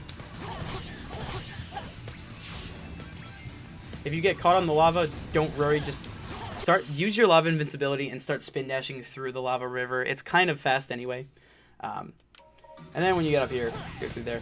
I'm pretty sure there should be a faster way of doing that. I haven't looked into movement in that section, haven't really timed a lot of stuff out, but yeah, again, stay posted. That's one of the sections that I'm not so sure that we do the fastest movement on. So for these, I still just chain homing attacks. I feel like it's faster to do that than anti-grav, just because of the distance between the enemies. But anti-grav ideally would do 3 quick hits on that big worm, so you'd probably kill him pretty quickly. So on the way this door is falling down, jump, land on the top, and then homing attack onto this bird, wait, and then light dash. That bird can sometimes snipe you, so you gotta be careful. Fall into lava on purpose, quick homing attack to cancel the possible weird speed cap glitch. Spin dash right off the side. So in here, this section is the section where you can randomly get hit by rocks. What you want to do is just go through it fast enough so that you minimize your chances of getting hit by rocks. But I'll kind of show you the way that you can maximize how much invincibility you have, just so that if a rock does happen to try to land on you, like, it doesn't kill you too hard. Most of the time, if it's gonna screw you over, like, it's going to, regardless of what you do. But possible minor, like, helps out. So take this whole light dash trail, and while you're in the air, if a rock hits you, it's no big deal, because it hits you and then you don't have any animation and you just fall right down, which is kind of good because that's what you want to do anyway. Like, that just happens. Exactly. Pick up rings here if you did end up getting hit. If not, that's fine. Continue to jump. This is one of the sections where if it wants to hit you, it'll just screw you over. So about the way how dash pads work, you would have seen also in Dusty Desert. So when I light dashed into a dash pad without holding the direction, I got more speed out of it. Same thing goes for spin dashes. If you spin dash into a dash pad without holding any direction, you'll have a faster speed than when you than if you were to normally walk into one. So if there's ever a point where you land and are at sort of a complete stop right in front of a spin, like a dash pad, you should always spin dash into it without holding a direction. But if you don't hold the direction for too long, then you'll stop in place. So you do that for a little while, then start holding forward, and you should spin kick through here to add extra invincibility possibilities. But in terms of chaining spin kicks together, you also have to let go of a spin kick right before the end, because if you keep holding forward, you'll just spin kick directly into a walk, which always sucks. But anyway, I'm getting too complicated. Less running. Boom. So spin kicking there makes you not get hit by fireballs, or at least if you were to get hit, you would have invincibility. Like I said before, if a fireball's bound to hit you, it's bound to hit you no matter what. So that's all good. So to start off in Flame Core, what you want to do is jump onto this top box. I remember having a bit of trouble with this. I usually go back around and sort of forward onto it, just so I don't have to deal with, like, because that, like, lands you kind of perfectly on there. I don't know, do what you will. But turn, try to hit these rails. Turn around. So what I do is when I'm on the lower rail, I jump off and try to hit the top rail. You can also homing attack chain these birds. You can do that, or you can just, like, actually ride the whole rail around, like this. You can ride the whole rail around like this, and just take this here. So I'm gonna go kind of quickly. So this is tunnel clip. What you got to do is hold X this whole time, so you charge up an anti-grav, walk down, turn back up, and then stop holding a direction, and you'll clip right through. Simple as that. The key part is to not hold the direction after you turn back up the tunnel. You're walking down, you're holding X, you're charging up an anti-grav, then you're walking down, you turn back around up, and then you stop holding your direction on the control stick as you let go of A to actually anti-grab, and you'll clip through every single time. So, use your invincibility to go across, and the invincibility music will wear out well before you lose invincibility, so you have a ton of time. Get through here. You can also homing attack clip through the side of this door, or spin dash clip through the side of this door. It's only a very minor time save since you're going to be hitting that switch anyway. Alright, you're good. So the last trick is knuckle skip in Flame Core. Oh, also, that freaking ring, if you don't hold it perfectly forward, you won't hit that trick ring, and that really sucks, like what I did there. Just make sure you're holding forward, I guess. So here's knuckle skip in Flame Core. So I'm going to show you like the way to be super consistent at this, because you should never mess it up. So hold X, and then start gliding with A. So normally for most people, you'll have a completely dark screen. Don't get flustered by this. It's not like just keep holding up for the most part, right? Just got to go up to the top. When you get to the top, it'll start to become a little bit later. Okay, so now say we're at the top, and right here, there's like a sort of cut in the wall that you like go through. You see this? If you follow this like cut in the wall sort of up, you'll notice that there's like a sort of slanted down part going into the cut on the wall. This is the part where you will clip out every single time. On other parts of the wall, you might not clip out every time. Like you might jump and you might get like pushed up against the wall. Here, you will clip out every single time, I should say. Or if you keep holding forward, that is, like that. Right? Because this one, I'm holding forward right there and I didn't clip. So, if you don't get right up the cut immediately, usually if you like spam this, you'll usually clip, but for maximum optimalness, boom, like right on this, and you'll clip through every time. So, to show you that again in full speed, go to the bottom, knuckles, whatever that is, and climb up the wall. Go a bit to the left to go over the door, because there's kind of like an outcropping that'll sort of like stuff you up if you keep on the right side of the door. So kind of go right to the part that's over the door. Keep going up, and then go back over to the right. Find the cut at the top, right here. Boom, right out. So, people that say that they can't do this trick, if you are dying, you are 100% chance going too far to the right and hitting the death plane, right? So over there, let me show you. I'm going to try to pause when I'm out of bounds right here so I can show you. Right, okay. So to the right of me is the direction of the actual vertical tube that Sonic falls down when he gets to the end of this. To the left of me is Sonic's section here. So if you go too far to the left, or if you're too low, you'll clip back into Sonic's section and you'll have to restart because there's no way that Knuckles can get out of there. If you go too far to the right, you will die instantly. Why not okay, I'm just going to show what happens when you die instantly. So, I'm going to die right here.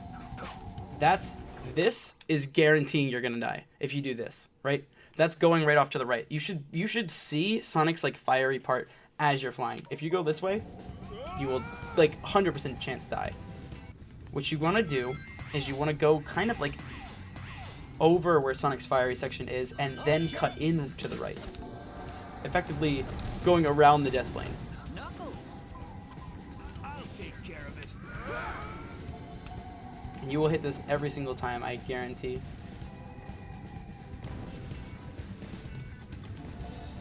So, go to the part with the cut here. Clip out. Right here is the perfect angle, sort of. You can see the Sonic's fiery part, but on the left side. And then you fly out towards the horizon, and then you cut into the right. Also, wait for Knuckles to be at the highest part of his jump off of that. Like, hold A, get some height, because if you're too low, you'll clip back into Sonic's section, and that is no good. So get some height, fly, and then cut back into the right, like that.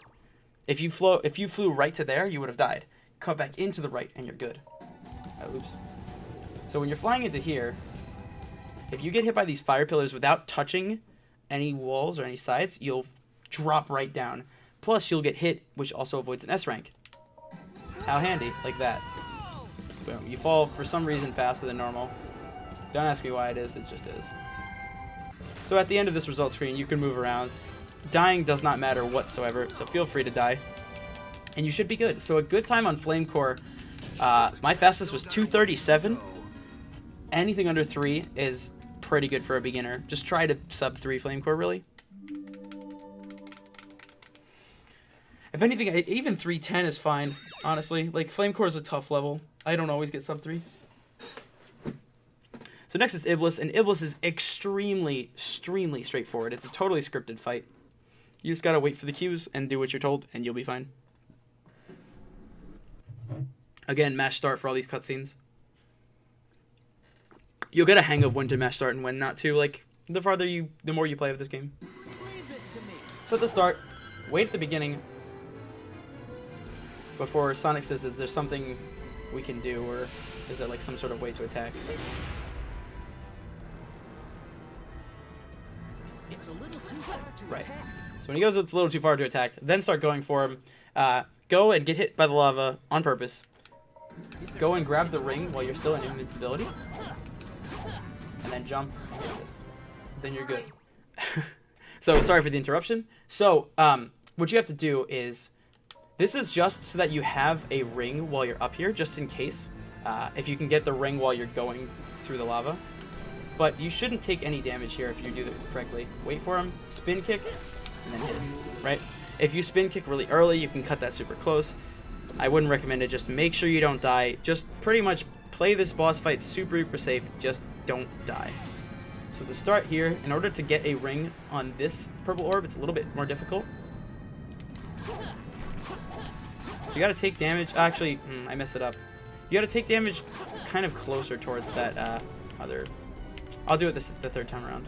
So having 0 rings is a little bit risky. Because then that'll happen and you'll die because I spin kicked way too early. So let's do this all again. My biggest fear is that I'll die here in a run and make a fool out of myself. Because you should never die here. It's a little too far to attack. So take damage. Grab the rings. You should make it with a lot of time to spare with invincibility with rings. Again, this is to prevent what happened to me and losing a minute on dumb stuff, right? Spin kick.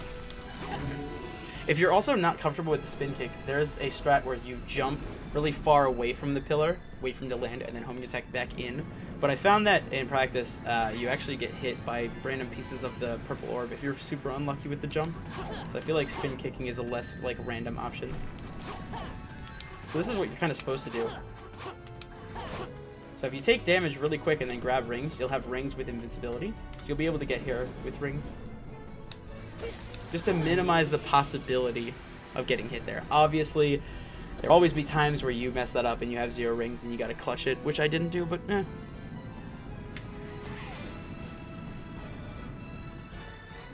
And do the same thing for the third hit. The ring. This, I'm not gonna make this. Yep.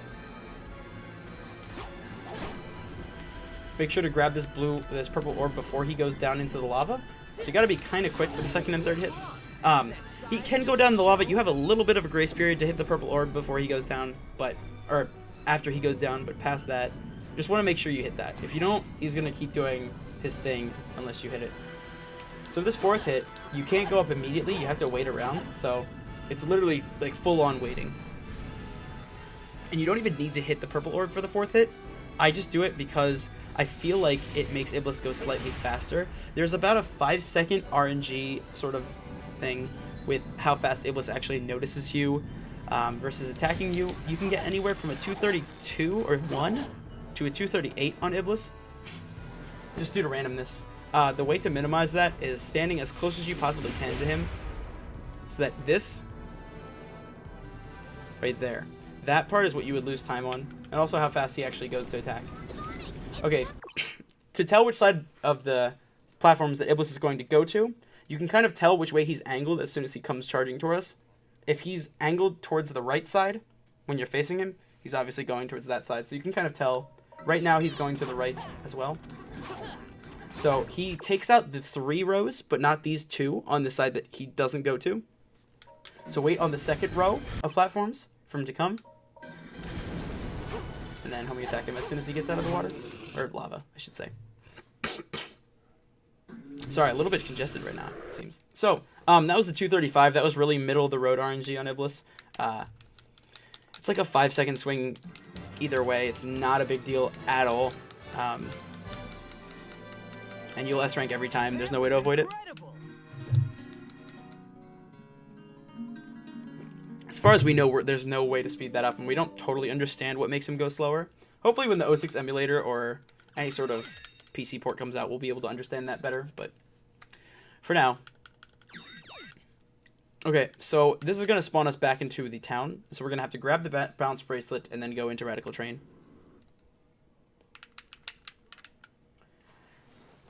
This town movement is a little bit tricky, in terms of trying not to talk to people and trying to chain spin dashes and buy the bounce bracelet quickly and get through Radical Train. So I'll try to do what I can to explain.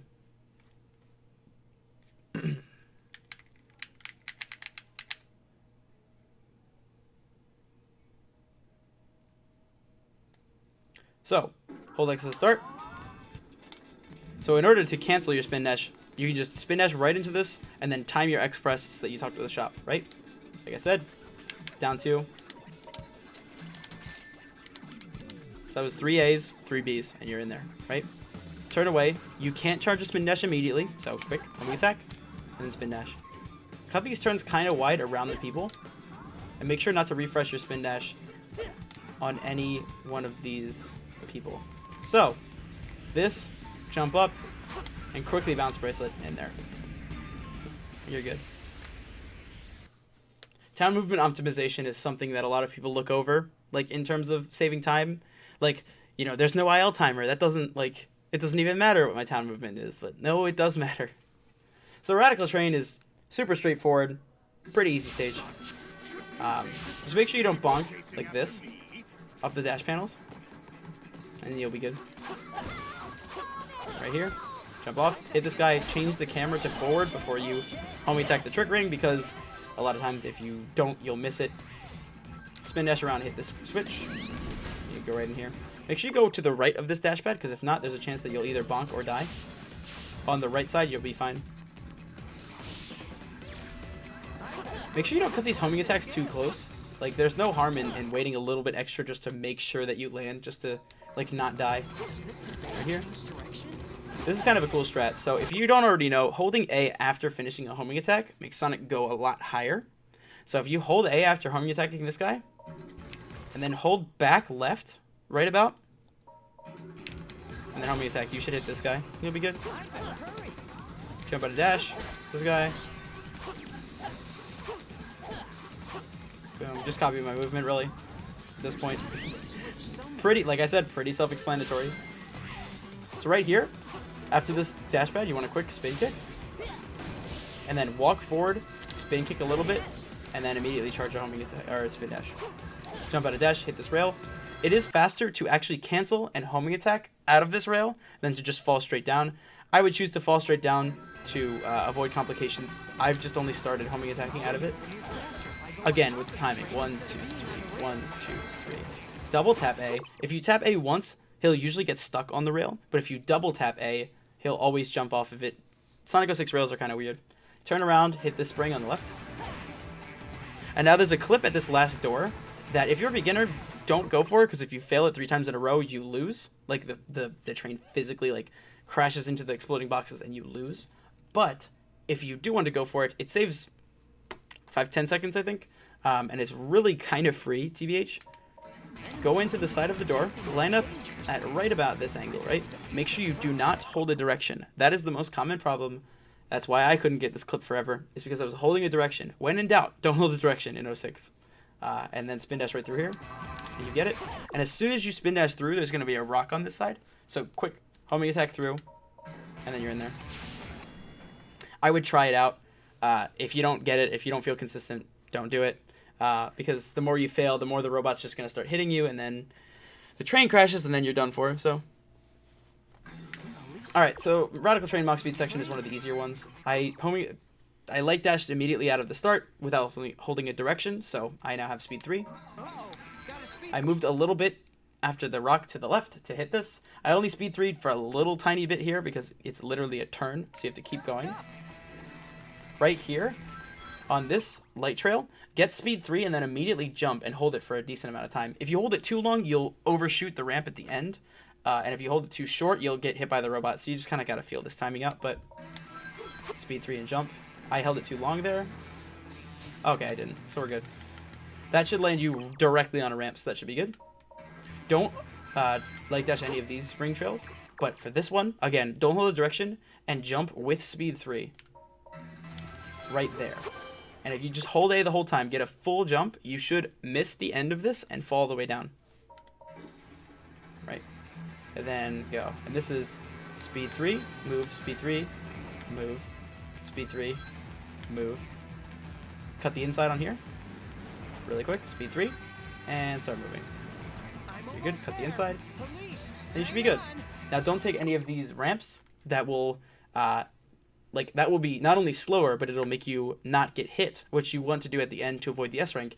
So make sure you jump into this end part, and that will always get you hit, but it won't make you die. You'll be fine.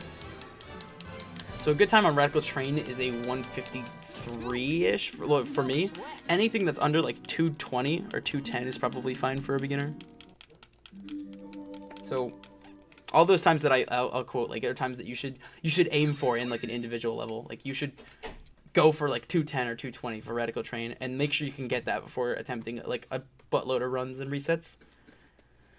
Okay, so now time to try to explain Thx DsS, the hardest trick in the game. Oh boy. So Thx DsS is a doozy, to say the least. I'm gonna quick save here because I don't want to die and like have to redo a lot of stages, because I might be dying a lot in this part. But here goes nothing.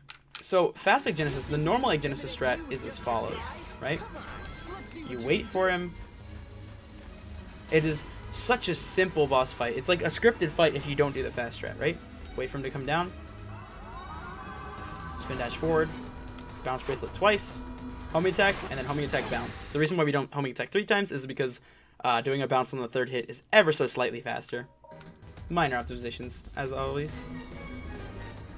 If this happens, don't worry. You're fine. And then that's literally all you do. You wait for him to do this 4 times. Try to avoid picking up too many rings, because if you do this normal strat, you can avoid the S rank if you have 0 rings, and you're perfect. Right? You should almost always get a 147 or around there on the timer if you do this fast strat, or this normal strat, right? And don't launch any rocks, don't do anything, just like, this is what you should do, seriously. Like, up until you're like trying to go 102, 101, you should do this. Bounce bracelet twice, homing attack, and then homing attack bounce. You're good. If that happens, like I said, don't worry about it. Now you just have control over your camera in a fight where you shouldn't. Whatever. Not an unordinary glitch. So this fight is super easy if you don't do the trick. Thx DsS is... why did I go through this entire fight? I guess I'll just show the final hit. Boom. There you go.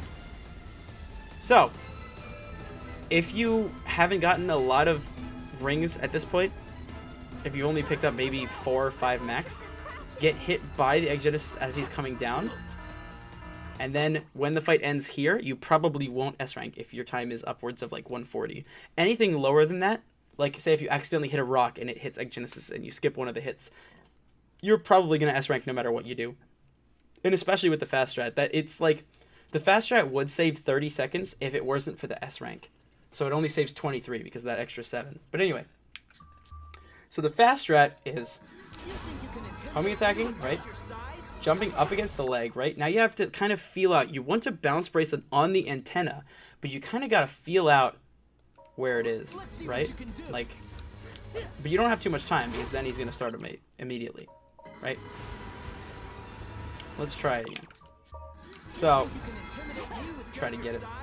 Go up against it, bounce bracelet once, and then from that first bounce bracelet, the way that I do it is I go up and I bounce bracelet once, just sort of around the antenna, and then I judge from where I am on the leg, how far I have to move to the left or right to nail the antenna. This is the best case scenario. If you nail the antenna dead on the exact pixel, you'll go to the right of this little gray extension out from the leg, and you'll roll right up.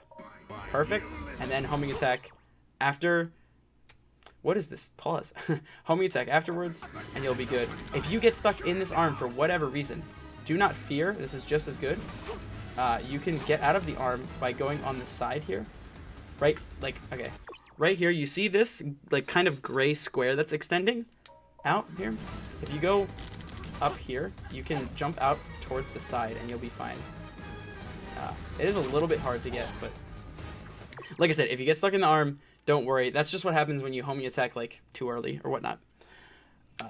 So, if you don't get that dead on perfect bounce bracelet, like this is perfect, right? And you're right up. If you, at any point, if you get hit by any of the missiles, you can't keep going because you have to get hit while you're on the top of this as part of the strat. So if you get hit by a missile, sorry, you failed it. Just hit the dude at the top 3 times and you're off. But this is the ideal scenario. I want to show what happens when you don't hit the ideal scenario, but let's at least try to show the second part. So there's 2 parts of this trick. The first, getting up the arm, is the hardest part and the most inconsistent, and it saves less time than this part. Now this part is you hit the top twice and you wait for the 3rd hit, right? See these missiles? They're gonna come down in a giant like ball of explosion right in a certain point if you don't move. Wait for them to come down, hold X, and anti-grav directly into the cloud with good timing. That wasn't like the ideal timing, but you get the point. So that instead of flinging you off for the 3rd hit, he flings you off and you get hit by the missiles on the way back down. So, I'm going to try to show off what happens when you don't hit the perfect bounce. And you can kind of save yourself if you homing attack quick enough, and you can get caught inside the arm and it's just as good. Right here, like, dang it. I want to show this off for the tutorial because it's good. Oh, also, that is a really quick rock hit. If you spin dash into the rocks that are on the ground, you can sometimes get lucky hits like that, which always save little bits of time. Don't go for it if you're doing the slow strat, though, because it'll prevent you from S-ranking. But anyway, so the way to do this hard part... Fuck, I forgot I had a rock hit. Oh, looks like we're saved? No, we're not. Damn it. This is just so hard to do a tutorial of because I suck ass at it. What was that? It canceled my bounce bracelet. Alright. So, by the way, if you don't have like a 102 or a 101 in No MSG, like, definitely skip trying to learn this trick. It's a lot more trouble than it's worth. And usually going for it is going to lose you time over, if not anything. And it's just, this fight is just so consistent normally. It only loses 20 seconds to not do this. So don't even go there. But for the people that really want to optimize their times, like, I guess I'll do as much as I can. This trick just kind of sucks in general, so it's kind of tough to give, like, tips on consistency. But in terms of, like, when you bounce bracelet and you're on slightly towards the left of that little gray, like, outcropping, like, bump thing, if you homing attack quick enough, you can kind of get yourself caught inside of the arm. No, that was the perfect bounce. I don't know what I'm doing there.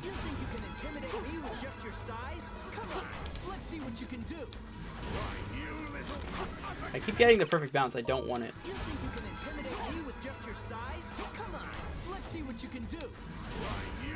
Yeah, okay. So right there. So you can clip into the arm if you homing attack right on the very tip of the antenna. When the antenna touches the leg, there's kind of like a really weird sort of collision there. If you clip in that way, if you notice you don't have the perfect bounce, and you homing attack fast enough, you can usually clip in between the antenna bar and the leg as it goes up. And if you do that, wait until the arm is level, then walk forward and LT, jump towards here, and then jump out towards the left. I'm not getting it. If you don't... Okay, well, it looks like I got it. And then you can save yourself that way for not getting the perfect bounce. And in order to get this missile hit, it's very, very strict timing in terms of when you should anti-grav into the giant, like, explosion of missiles. You gotta wait for it, wait for the missile to go up, and now, like that. Even still, I was a little bit earlier late. I didn't nail the timing perfectly, but I still kind of got hit somehow. And when you're like that, just spam X, and you should have the fast strat. So after the fast strat, feel free to go for as many rockets as you want. I've once actually gotten 3 rockets on the same cluster, and I've gotten I've skipped a whole another phase. But yeah, do the rest of the fight like you would normally. That's about all I can give you in terms of tips for Egg Genesis. It's just really dumb, man. Like, Sharu and I both have really a lot of trouble with it, and DSS didn't even do it in one of his world record runs, so it's just kind of dumb. And right now, if I don't hit fast Egg Genesis, I can't get a 58. So the entire run depends on the trick, which kind of sucks, but you take what you can get.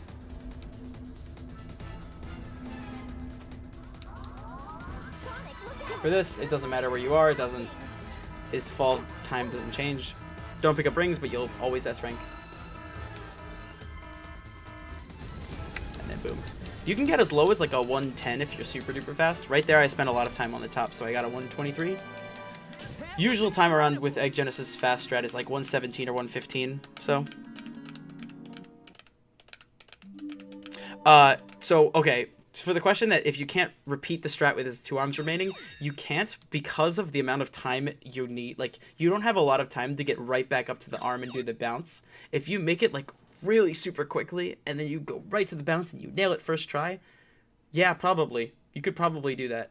But it's almost impossible to do in an RTA setting. It's not consistent enough. This is just like barely consistent enough. So, after Fast Egg Genesis, after you get past that, or if you don't do the strat, we have Tropical Jungle, which is a very fun level, and it's not all that hard, but it's got cool tricks. So start off, just hold forward out of this loading screen. Hold the shield right before you go down into the water, and then mash A if you're going to actually homing attack through this. If not, walking is just as fast. If you're not really confident in your mashing speed, I wouldn't mash. I would just walk. It's just as fast. Like, don't mash slowly, because that's actually slower. So, at the start of Tropical Jungle, there's a giant, like, sort of log thing that you have to go down. But if you just hold a little bit back out of this, you can just fall down the side. Then press yourself up against this, and then go there, right? So the movement along this log is a little bit finicky. You bonk very often. I usually like to hold the shield just in case, like, I scrape one of the boxes. The shield will make it explode before it actually makes me bonk. But anyway, if you ever do get bonked here, wait until you're about this far away, then homing attack the springs. Okay, so in terms of the vines, every vine has a different timing. The first one is pretty easy. It's kind of self-explanatory, but the second one is the one you got to watch out for. So move to the right, double homing attack, and then right up there. Okay, so the second one, if you press A too early on the second vine, you will die. You literally fall. I'll show it off. Oh, oops, I pressed on time there. You die here, you lose 25 seconds, so... Oh, I pressed it on time again. Oops. So it's the weird part about it is because the flash happens so much sooner than you'd expect. Right there. Nope. God damn it, I want to mess it up. I want to show what happens when you mess it up. So right here. Dang it. Every time I mess it up, I keep catching back onto the vine instead of falling to my death, which is what you're supposed to. It literally happened in World Record, and it won't happen now. Oh my god, please. If you're too late, then it doesn't really matter. You'll have a second chance, but you really just don't want to be too early. Oh my god. So I feel like the timing is a lot less strict the second time you go to jump for it. The first time is the bad one. The second time seems like it's a little bit better. Don't quote me on that. It's just what it's feeling like right now. Right. I guess getting caught is like when you have the timing early but not so close, maybe. Regardless, I guess you're getting a lot of practice on what that timing actually is. It's like the thing flashes and you gotta wait a long time after it flashes and then you jump. You'll know what this is. Like, if you get this, you like... That's it. Okay, thank God I finally got this. So, this, you can't jump, you can't do anything, you just fall, right? Apparently you can jump on the water, but that is when you hit it slightly too early. What you have to do is it flashes, you wait, and then you go. It's like the weirdest timing, and that second vine has killed so many runs of mine, actually, though. Because it's like a big time loss for something so dumb. And of course there I couldn't get it to save my life. You'll get a feel for the timing of each individual vine. See right there, I was really, really late, and that's what happens when you're late, but you still have a homing attack, so you can still go off it. And then if you homing attack really quickly here out of it, you can avoid homing attacking the ring box. You can just go right up here. And then go up left, and then cut that corner. So in this cave, you have to hold slightly up left to avoid getting hit, and then you're good, right? Again, the ring optimization thing, 1, 2, 3. The rail, I should say. Jump off here, hit this guy, angle yourself towards the part of the tree that's like, the part of this branch that's right in front of this tree on the side. And homing attack towards it. You should line yourself up with that branch, and you'll always hit it. And then don't spin at all on this rail. If you spin on this rail, you have a chance of hitting that spring, but having it not take you and you instantly die. If you don't hit X, then you don't have trouble. Also, in these vines, if you hit X, like with correct timing, you don't go as high. So it's actually kind of faster to like try to optimize how early you hit, not X, I think it's A.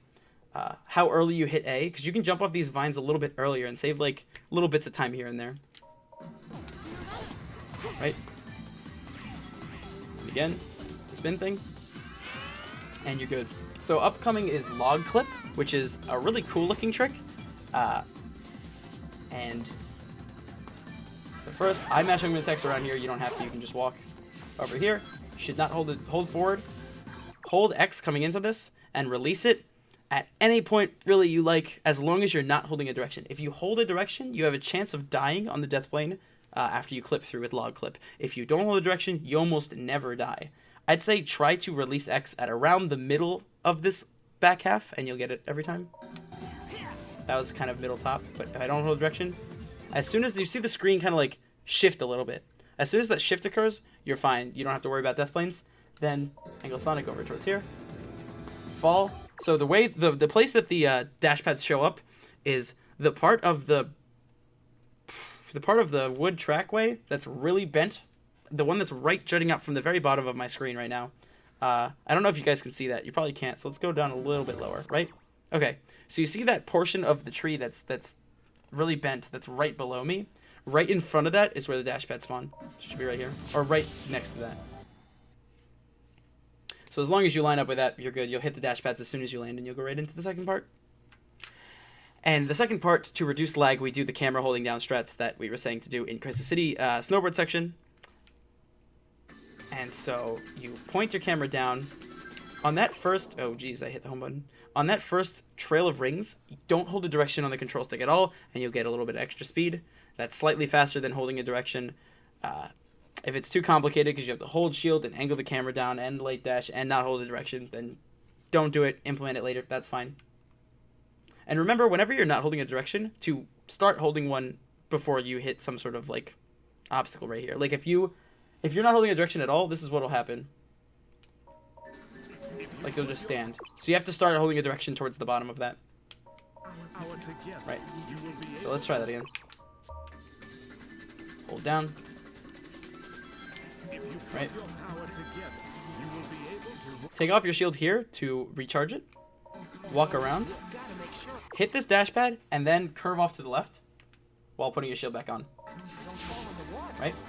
You have to judge where you are, go in between these two poles and then straighten out more so. And then right about here, then you'll be good. Don't hold the shield in here. Go through. Go in between these two poles on the left side. You'll get a chance to get your bearings. And then right here, cut that turn. You'll be good.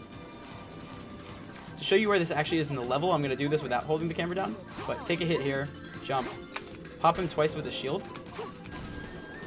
Like that. And then boom, you should be good. So I'm going to do that once again without holding down on the camera to show you actually where I'm going. See what I mean with the lag?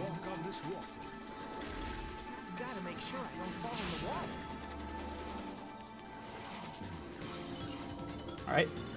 Going through here. Not holding a shield. Oh, oops. Don't do that.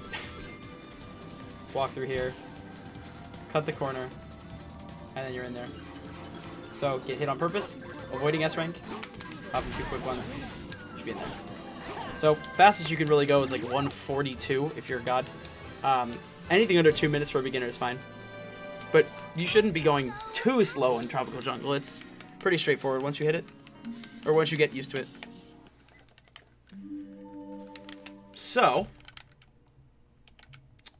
next we have the Tails Wave Ocean. So Tails Wave Ocean is pretty hard stage. It's just mainly the one skip at the beginning, and then everything else is, if you have a good grasp of Tails flight and you know where to not get capped, you'll probably be fine. It's just a little bit difficult to get a good grasp of Tails flight. That's all. Especially for beginners, I see a lot of people failing tail skip in Wave Ocean. So Tails Wave Ocean gives them a lot of trouble. So I'll show you what to do if you don't want to go for the Tails Wave Ocean skip. I'll show you what you should do. Actually, let me quick start over and so that I have full lives. So now I'm going to show what you want to do if you don't want to go for Tails Wave Ocean strat, and what you want to do if you do, and lots of different movement options for backups and all that stuff. Having really good movement through this stage is really hard, because Tails flight, if you cut it like perfectly, you can make some sort of flight patterns, and not if you make others, but who knows. So, really quick, off the start, double tap A, let go, and hold. They'll be right about here. So, to hit the skip, line yourself up the top of Tails' head with the little part of the Wave Ocean loop. You see that like kind of dark little triangle in the distance right in front of me, right? That's like the loop in the background, the shape that it makes with the loop in the foreground. If you line yourself up with the top of Tails' head right in the middle of this, you'll always hit it, and it looks like this when you do. Never mind, that's what it looks like when you fail it. So if you go off to the left, you die. You want to go off to the right, of course. Let go, and then hold. Turn around. So I guess have Tails' hair slightly towards the right of that big black like triangle. And this is the perfect one. So you have to, when you hit off with the loop speed, then you hold A and you get all the flight speed into this flight here, right? Fly over to here and you're good. Refresh your flight here. Go over to this part. Then fly off this rail. Don't hold. And hold. If you're not perfect at flight control and like preserving flight and getting the most distance out of everything, you won't make it over this rock. It doesn't really matter too much. I try to make it over every time. Then let go of flight and hold. If you make it up here, you're good. If not, go from the bottom. It's all good. If anything, you can refresh your flight like okay. Wow, I'm done. Ooh, that could kind of be a strat. That looks like it's faster. Anyway, I was trying to like pause and show off something, but I screwed up and I started over. So what you want to do if you don't want to do Tails Wave Ocean strat at all is there's kind of a quick backup here. If you just take the loop normally, right? And then you jump off to the side. Let go over here. And jump off this rock. Still keep your flight. Here. Jump off this box. And then you're good. I don't know how much time that saves or loses over the original strat, but it's all good. That's a pretty easy alternative. Just in case you're not comfortable with it. So anyway. Wait for it. So ideally you want to land on one of these boxes, but if you don't, it's all good. Get hit by the spikes on purpose so that you land here and then get a flight refresh. And you're good. Tails Wave Ocean is all sort of about like not dying. If you want to go the fastest possible, I'd recommend watching DSS's 111 Tails Wave Ocean, which is a really good IL. Make sure you jump early on that. Fly through here, hold A, and you'll get an extra flight. Let go right after you hold A on this, because you'll probably not have a lot of flight left at that point. So if you keep holding A, Tails will probably like actually run out. Wait here, do a full jump over here, land on the roof. full jump. Because we need all that extra height. Wait. And land on the top of the rock. Or if you can. Top of the rock, full jump. And then if you do the height cap right, you should be able to fly right up to that goal ring. Should be good. Flying from the ramp at the start isn't a strat? Okay, so it's official. It's not a strat. Yeah, I definitely do need sleep. Sorry, kiddles. Probably no runs after I film this. Because all stories would be brutal. Anyway, I'm sorry, I'm talking to chat right now. I'm actually live streaming this tutorial, so... Quick shameless plug, twitch.tv/TripleH. So, we're going into the trials. And the trials are all super straightforward, except for the one, which kills so many people's runs. And it's such a shame, because if you get used to it, you should never really die on Trial of Courage. But people do still, and so I'm going to make the tutorial, and I'm going to try to explain exactly what to do, or what not to do in Trial of Courage. So, at the start, spin dash, go through. Your spin dash should run about here, run out about here. So spin kick, I opt not to get a new spin dash here. I should opt to, like, just help me attack twice. You'll be here. Okay. Tap A 3 times to purchase each item. So you get tap A 3 times, AAA, AAA, and then BBB, and you're out, right? So for this shop, if you at least walk over this little bump, you won't talk to the guy. If you're here, you do. If you're here, you don't. So just walk a little bit, and then spin dash, and you're good. So this is one of the other NPCs that you have to talk to that gets scared of you when you go into him. And I'm just going to show you exactly what happens if you actually spin dash fully into him. This happens. So I've timed that out. That's actually 7 seconds. So if you want to lose 7 free seconds, spin dash into this guy trying to talk to him. And make sure he falls over. You can't talk to him while he's doing this. Gotta wait for him to get back up. So what you gotta do is the same thing that we did with the captain. Spin dash, homing attack away. Or homing attack near him, and then just walk to him and talk. And again, spam X and A to not only move through text, but also hit yes. I think you could probably just spam A or X if you want to do it, but that's just kind of how I mash text. Might be bad, might be good. So as soon as it loads, spin dash right into the left guy to go into Trial of Intelligence. Boom.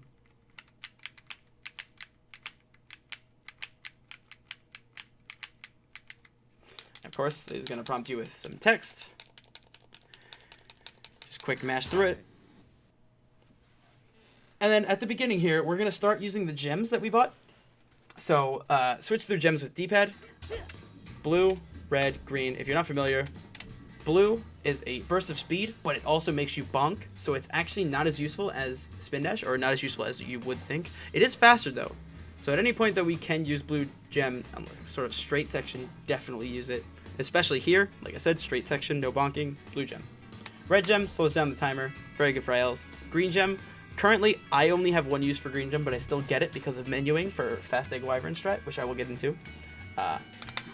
We used to use this for Kingdom Valley fights, and then I use it once in Trial of Courage just because I have it. If you learn the strats that I say, you probably shouldn't even pick it up, but you can if you want to. It helps with consistency for me for fast egg wyvern. This is not going too fast. But anyway, so start off this IL. Blue gem. Make sure you turn here and cut it a little bit wide because there's a root that's jutting out and you don't want to bonk. Like that, right? So what you want to do to hit this strat for Trial of Intelligence is you see this corner in the root, jump, and bounce bracelet. Right on this cut in the tree. Like you see how the tree kind of makes a flat line into the root right there? If you bounce bracelet right here, you will always hit the spring. So you spin dash right up into this edge, jump out of dash, and bounce bracelet right there. You'll always hit it. So I'm going to do that full speed with the blue gem. Alright, okay. Nice bonk.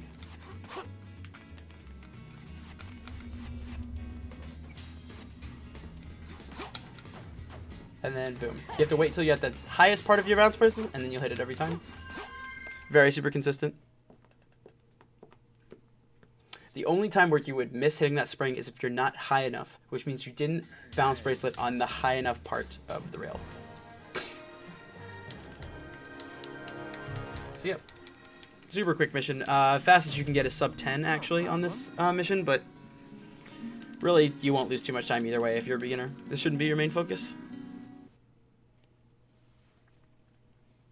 So, Trial of Courage is next, and this is the one where you will lose massive amounts of time if you die, because you have to wait through like 4 different loading screens. It's actually like a full 2 minutes plus the amount of time that you were into the IL, which sucks big time. So definitely, as a beginner, practice the shit out of this to make sure that you're very consistent and don't die. Because if you die, it's pretty much always run over. So what I use are red gem strats. I'm going to teach red gem strats here. You don't have to use the red gem, and some might say it's actually a little bit faster to not use the red gem. I'm going to try. I'm going to do it with the red gem because that's what I feel the most consistent at, and pretty much the most important thing in Trial of Courage is not dying at a certain point. So quick switch to red gem, spin dash, jump out of dash, homing attack, and bounce bracelet. Now, the way that you would die there is if you didn't jump out of dash and then spin dash right into him and you die, or if you homing attack, bounce bracelet, then hit that little electrical orb that leaves him, and it popped into like an electrical ball and you got hit there. Or if you got super unlucky, and even if you didn't hit the electrical orb with a homing attack, it fell right in front of you and it died. Like that. So what you attack here. This, bounce. Ways you can die there. Again, electrical orbs. Pretty much nothing else. Wait. Spring pops up. Go. So the ways that you can die here are when you chain these guys together. If you don't hold A after this, if you go to homing attack on the 4th guy, you'll cancel your homing attack on this outcropping here, and you'll walk into him. Or you can get hit by one of the missiles. Those are the other 2 ways of dying. I was trying to go slow and I got hit by a missile, so I'll cut to the next attempt. I'm going to try to like outline all of the possible ways that you can die, because there's only so many. And if you make sure to not get caught by any of those, then you're good. Okay, so now that we're loading back into the Trial of Courage. Sorry, switch to red gem. Homing attack, bounce bracelet. Out of here. Take around. Like that. So what you're supposed to do is you chain all of these guys together. First, off to the right. This, hold A, homing attack, and you're in. Right? So mash A out of this. Bounce. One way of dying is if you walk into this guy. Don't do that. One way of dying here, there's going to be 4 guys that drop down. I do a quick little red-green switcheroo. You don't have to in chain homing attacks. I don't really ever die on this. But as long as... See, the thing is, you got to make sure that these guys don't fall on top of you. You kind of got to know where you have to be to get all 4 of them with the same tornado kick. What I did was I quick hit right and then left on the D-pad. I did right, RT, and then left really quick, which is just a red to green to red switch into a tornado kick. So there are certain gems that you need to activate by hitting RT, and there's certain gems that you have active if you're just holding RT.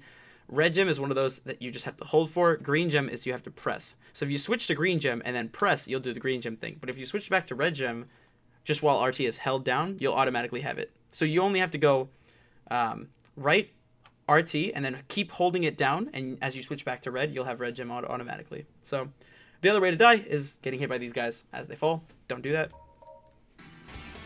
A very common way to die is right here. If you're holding the red gem, if you attack one of these little guys first, you'll pop up and you'll get hit by the big guy as he's coming down. You gotta wait a little bit and then hit him. But don't hit him too late, because then you'll start to attack all the little guys around him. Sorry for the cut. I don't know where I was. Let me think. So a really, really common way to dying, and it's usually the one that I fall into the most often, if I die at all, is when you homing attack the little guys under when this guy comes down, and on your bounce bracelet on the top part, you get hit as he comes down. You gotta wait just a little bit, and then homing attack the big guy before the little guys start to surround him. Because if you start homing attacking the little guys, then you'll have to homing attack like 6 or something times and do super baby strats. So you're good now. Wait for these guys to spawn. Homing attack the 3. Okay, one common mistake is walking into these guys. Homing attack slightly to the left so that you make sure you don't. Okay, go quickly.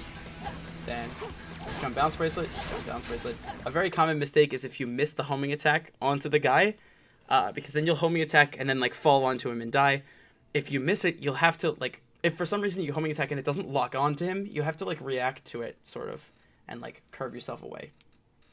But anyway, then jump and hit this guy. Right. So another common way of dying is on that guy. If you don't do another homing attack after your first bounce bracelet quick enough, then you'll just lose your invincibility and die.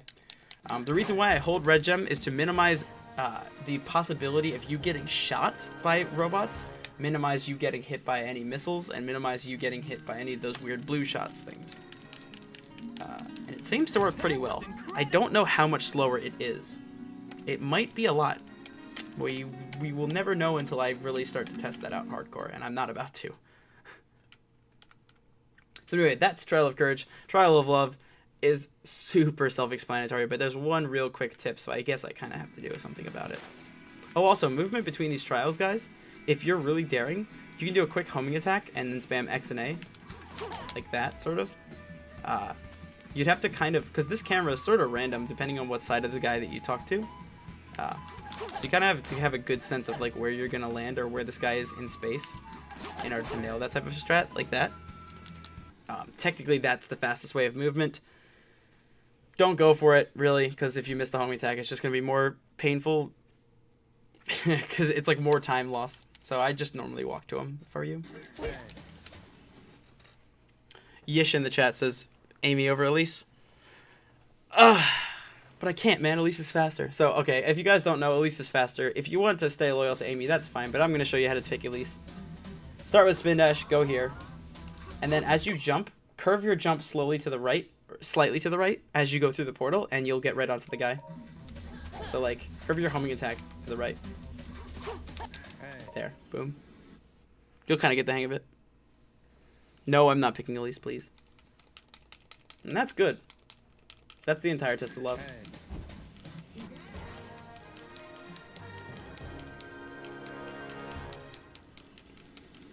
That was incredible.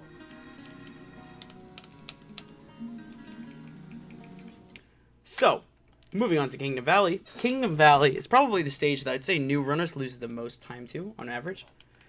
Second hardest, just because it's really long, and a lot of the movement is complicated. It's like one of the hardest to troubleshoot problems with your, like, one of the stages that a lot of people don't know why they're losing time on, because they're doing all the strats properly, and it's always because of movement. It's very tiny bits and pieces here or there that'll lose you like 15 seconds at the whole end of it, you know?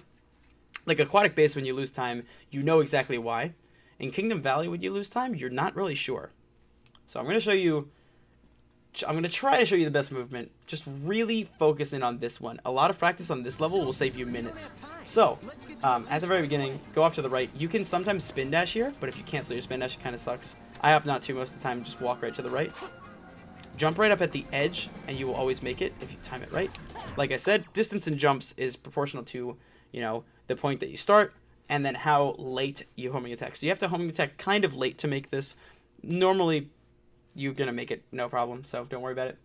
You can opt to spin dash through these robots on the side of the roof, but if you cancel your spin dash on any collision at the bottom here, you'll get shot and die because you have 0 rings, so I wouldn't do that. This is the strat. Jumping out of dash here.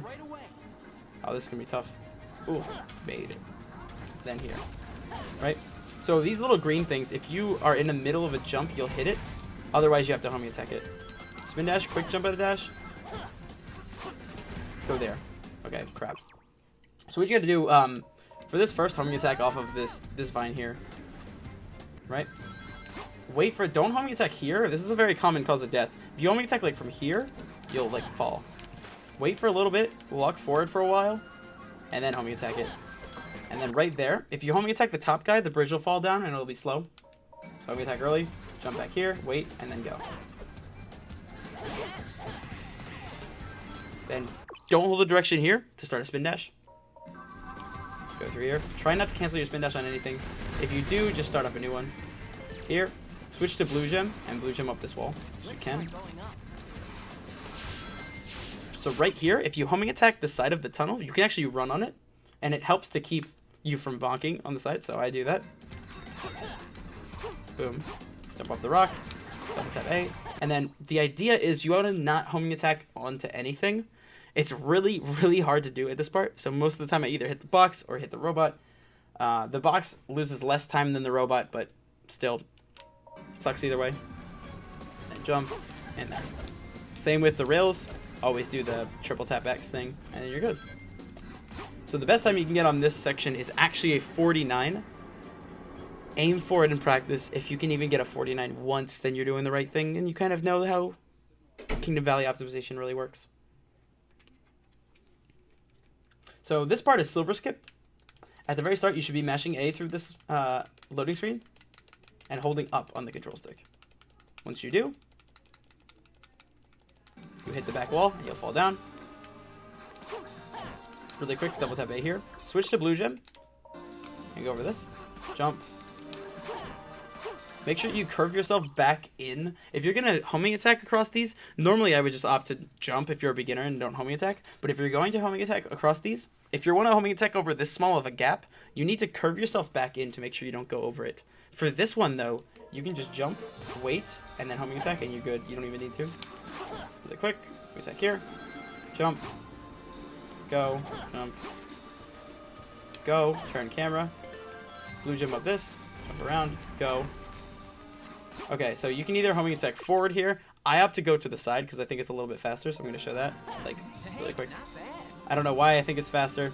I don't know why it is faster, but it is. So, yeah.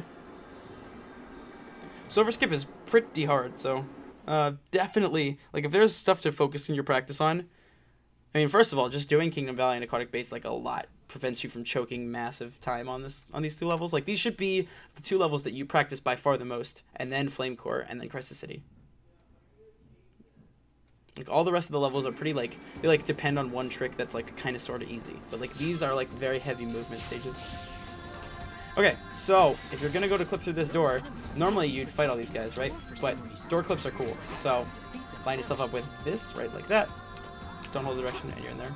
You should jump right after you clip through the door to make sure you don't fall off the edge. You should be good, right? Sometimes you can make it through these boulders without bonking. Most of the time you do bonk. Hit that green thing with jump at a spin dash. Wait a little while. Like, don't try to immediately homing attack across these air currents, because then you'll homing attack back onto the one that you were currently on. Like, go, jump, wait a bit, and then homing attack. Jump, wait a bit, and then homing attack. And then as soon as you get onto this one, jump down, fall down, homing attack, and you're in there. Again, spin dash, jump at a dash onto these ramps, or these vines. So here, you can either go for the immediate light dash or hit the robot. Hitting the robot will always work. Immediate light dash sometimes doesn't. Yep, like that time that didn't work.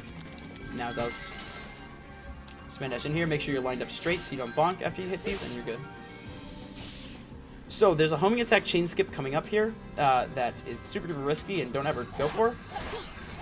But you can skip that third enemy if you hold slightly sort of like up left on the control stick going into the spring. It's just for your general knowledge. Don't ever try it. It runs. It's too risky. It loses like a ton of time and saves like 2 seconds at most. So the second clip, again, don't know the direction. Line up sort of like this, right about here. It's like a little bit past 45. Every door has a different like angle that you should clip through with. You know, this is different from the Radical Train one, which is different from Flame Core. Maybe not so much in Sonic. Definitely in Shadow, but it's always like slightly more towards the door than 45. You get the hang of it. You take around here. You can actually hit this vine from very low, so don't be afraid to go really low on this, and then hit this vine. And then when you jump, that Trail of Rings is very, very, very generous. So, like, don't be afraid that you're going to miss this. Just make sure you don't press X too late. I had someone that Kurt used to always miss this trick because he was hitting X too late and he would fall off of the light dash. He opted to homing attack into the Trail of Rings and then take it, but taking the full trail is faster. Switch to blue jump on the way down and blue jump through here. Spin kick, and you should go through both the boxes and the brick wall. Blue jump down the stairs. Okay, if at any point you bonk with the blue gem on these stairs, you die because Sonic can't jump off of these. Okay, well, maybe not on this staircase. Luckily, you don't die here if you spam A really quickly. But usually when these pieces of stairways are falling, if you hit A, like, you won't be able to actually physically jump off the stairs. So that sucks. Don't do that. Which is why I don't opt to use blue gem down these stairs. I blue gem over here and then spin dash the rest of it because it's just too risky. Actually, let me quick. Okay.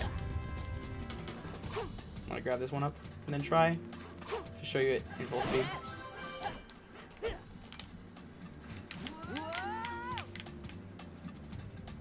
So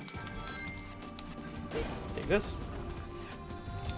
And you can hit the spring from pretty far away, so don't feel afraid to like homing attack it from pretty far away. That's all I'm saying. If you cancel the spin dash, don't try to start a new one because then you'll die. You're good. And again, do the rail trick. 1, 2, 3, 1, 2, 3. And then the final clip is kind of weird on this door. You can clip through this door straight up, but it's very precise. I opt to do this, which is in a strat that Shari showed me. Like this, don't hold the direction, and you're in there.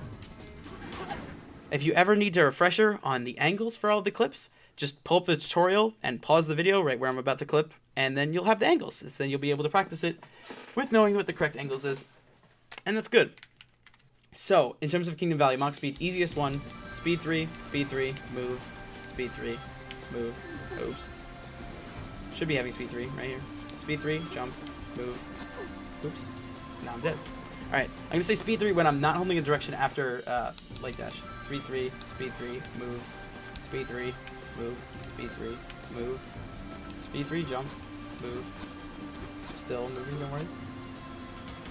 Just so you can get a sense of like when I'm using the speed cap glitch. Speed 3, move, speed 3, move, speed 3, jump, still not holding a direction. Speed 3, move, speed 3, and move. It's like that. And then it's literally just holding forward from here. This Mach speed, it sounds kind of complicated when I say speed 3 and move all the time. Move is when I start to hold the direction or adjust where my angle is. But this is honestly the easiest Mach speed. Right? Speed 3 and move. And speed 3. You're there. So a good Kingdom Valley is actually sub 4. I've gotten a 346 in practice. And getting sub 4 is usually a goal of me when I do runs. So if you can in practice hit sub 4, you're golden.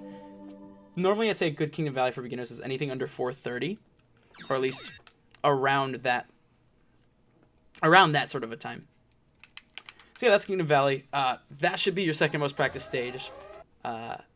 Easily. Because there's a lot of places to die just because it's so long and just a lot of movement to get through.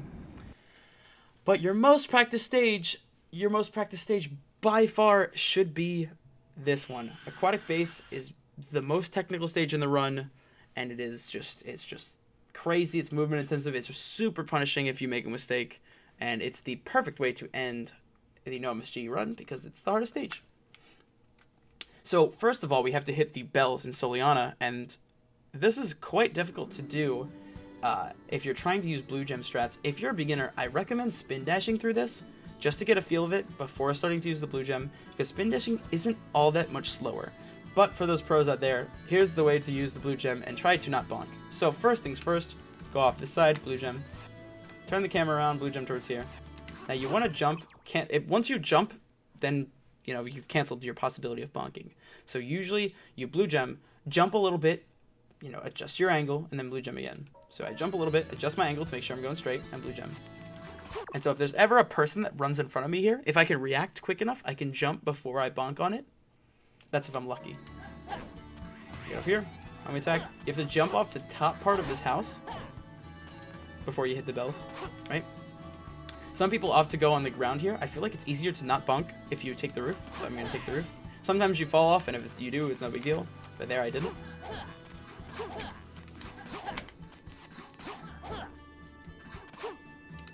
So you just basically copy what I did there.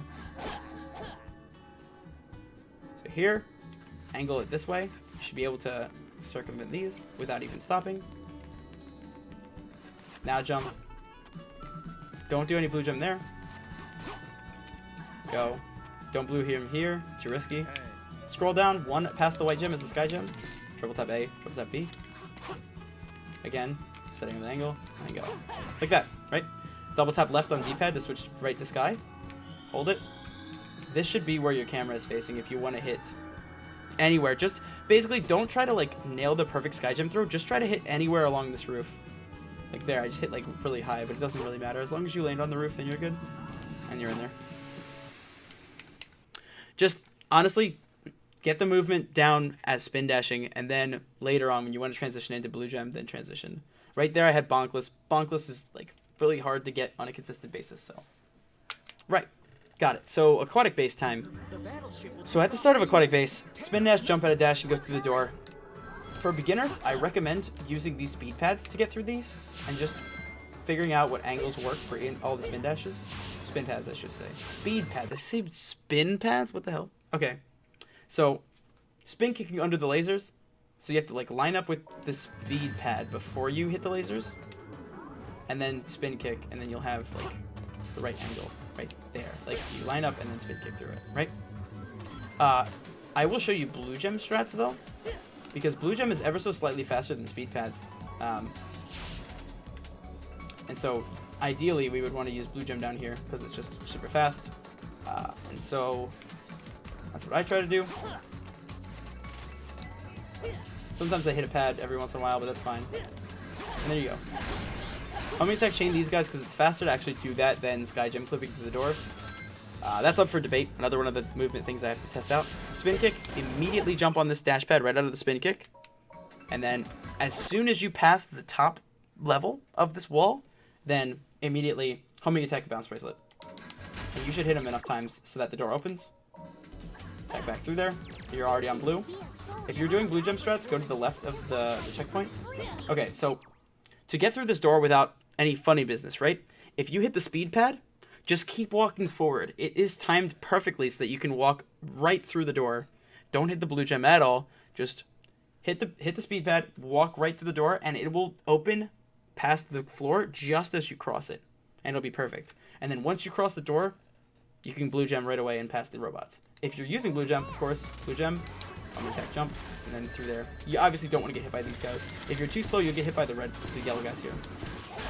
So when you jump here and you miss this homing attack, it's almost always because you're too far forward and not far back enough. So when I jump here, I do a little like turnaround. So it's like a, yeah, that's what happens when you're too slow. You get like destroyed by those guys. So you turn around and you do like that, right? As soon as you land, jump homing attack, or jump homing attack bounce bracelet. And if you're good, as soon as you land, it should kill all three of those guys at the same time. All right, so for aquatic base skip, go over to the left here. Spin dash. Spin dash. You can spin dash and just cancel it so that you're right up against here, right? Switch to sky gem by tapping twice left. Don't do anything. You should sky gem from a complete standstill here, right up against the wall. And then kind of judge where you are. So it's kind of tough. You have to get the feeling of not clipping back into the column or like back into the world, but you can get a feel for it pretty quickly. You just got to make sure that you don't jump, because the jumping with the sky gem actually lessens how high you go. Standing and throwing the sky gem makes you go slightly higher, and that'll make you clip out every time, as long as you had the angle that I had. Turn around, hit LT, hold RT, throw the sky gem into this, and jump out. Make sure you throw it like pretty far to the right, up against the wall. Don't throw it too far to the right against the wall, because then it'll actually hit the wall of the column, and you won't go. But don't throw it like in the middle of that blue abyss. Like throw it on the right side. Make sure it's like pretty far. And then, because that was like on the perfect corner of the room. And don't throw it too low either. Get some decent height on it. So then, spin dash, jump out of dash. Boom, right up there. So at any time, if you want to sky gem through doors, jumping and then sky gemming is the best option. Because if you're standing still, it takes a little bit of time for you to actually get up and through the sky gem. If you jump into a corner, you can sky jump immediately and you're good.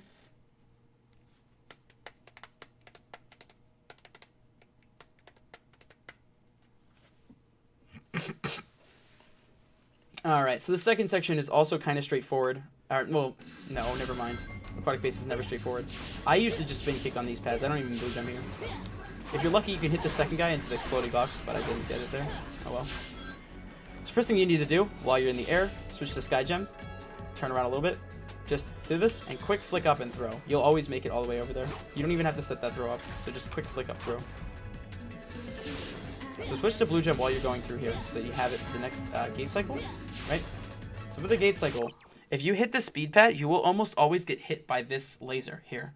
If you want to avoid getting hit by the laser, make sure to go around this speed pad and then, you won't get hit by it. There's a really, really tight frame window to actually spin kick under the laser when you get off this. So I barely got it. So, okay. Gate cycles. Gate cycles, if you're a beginner, will lose you the most time on aquatic base, without a doubt, right? you want to make sure you can set up and blue gem as fast as you can in order to make a gate cycle back when you missed it. Spin kick through one of the glass doors. Yeah, I'm gonna grab a 1-up and let's try that again. I'm gonna show you how to do this. So in order to get back a missed gate cycle, really quick spin kick through a glass door and then immediately start blue gemming. You should probably be able to make it. Otherwise, the ideal way of going through when the gates close down on you is just like lining it up and making sure you don't hit anything or do anything dumb. If you hit anything at all, you're gonna lose a ton of time because you're gonna have to you're gonna probably get shot by like thousands of robots. So this is what it's gonna look like. So I switched to blue gem already, right? Also, if you get hit by this laser, it's a good way to set up for the gate cycle like this. At the end, quick homing attack over the little bit of the door that you would normally bonk on. Walk over, spin kick, and then this really quick strat, balance bracelet in there. So Knuckles, walk forward a little bit, hold X, spin thing, and then glide out of it. That's the fastest way to traverse ground with Knuckles. This, and glide. Just copy my movement for here. This is the fastest way we know of right now. This will probably change eventually, but... And fly. And then as soon as you land, hold X, and he will homing attack onto this switch. So as soon as you spawn a Sonic, switch to Sky Gem, throw it over this pillar. If it hits the bar in the middle, not to fear, that's fine. So this is actually kind of a complicated technique that people don't usually see. So when you use Sky Gem and you throw it against the wall, you don't get enough height to go up this column, right? Like I'll show you. Right, you don't get enough height usually. So you can opt to do two things. Either one is to like actually kill this guy and just go up with the thing normally.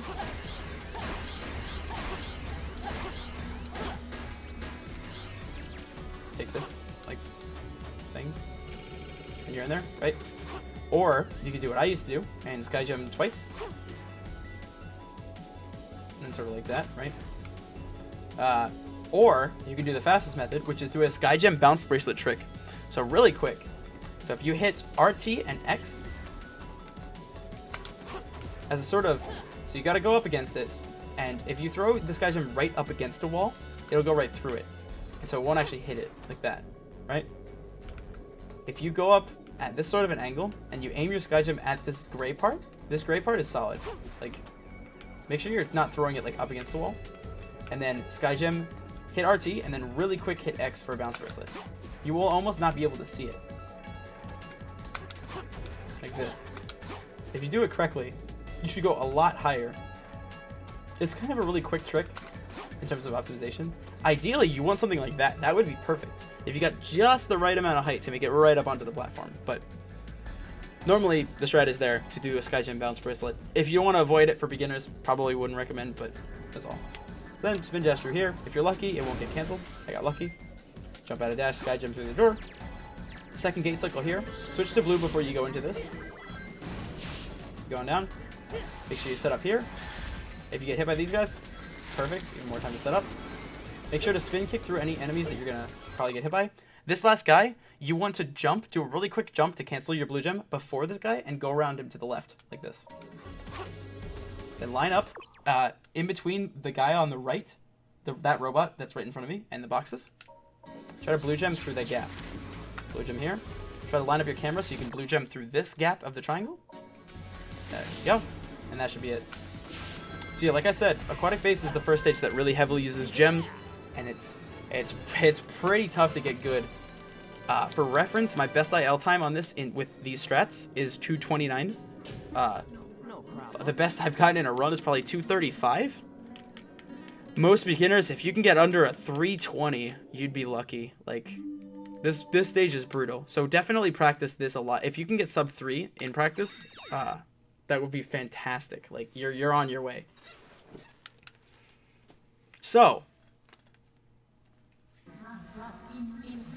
I'm sorry, I just had to add in the thrust increasing cutscene. So, you're at the end. Congratulations. This is Sonic Story, no MSG. Very, very, very end. Boss is probably the coolest. There are a lot of different ways to fight this boss. I'm going to show you 3 main strats. There's the slow strat, there's the fast strat, and then there's the Cyclo Wyvern, right? This is the slow strat. Any beginners that's really just running out, I recommend doing this. So all you have to do is you have Sky Gem. wait around, you sit around. This strat will normally give you a 49-second time.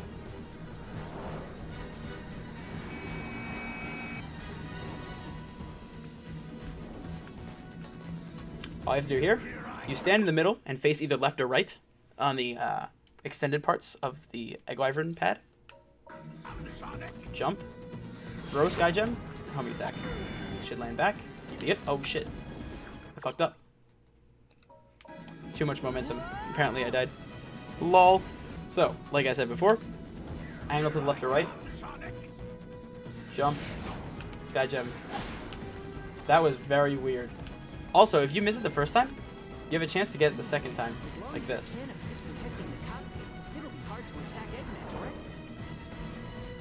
Jump, throw, in. Boom. You should be good. So, this is what it will do. Wait a little while. The fight will end. Eventually. I'm just going to not end it because I know it's going to end.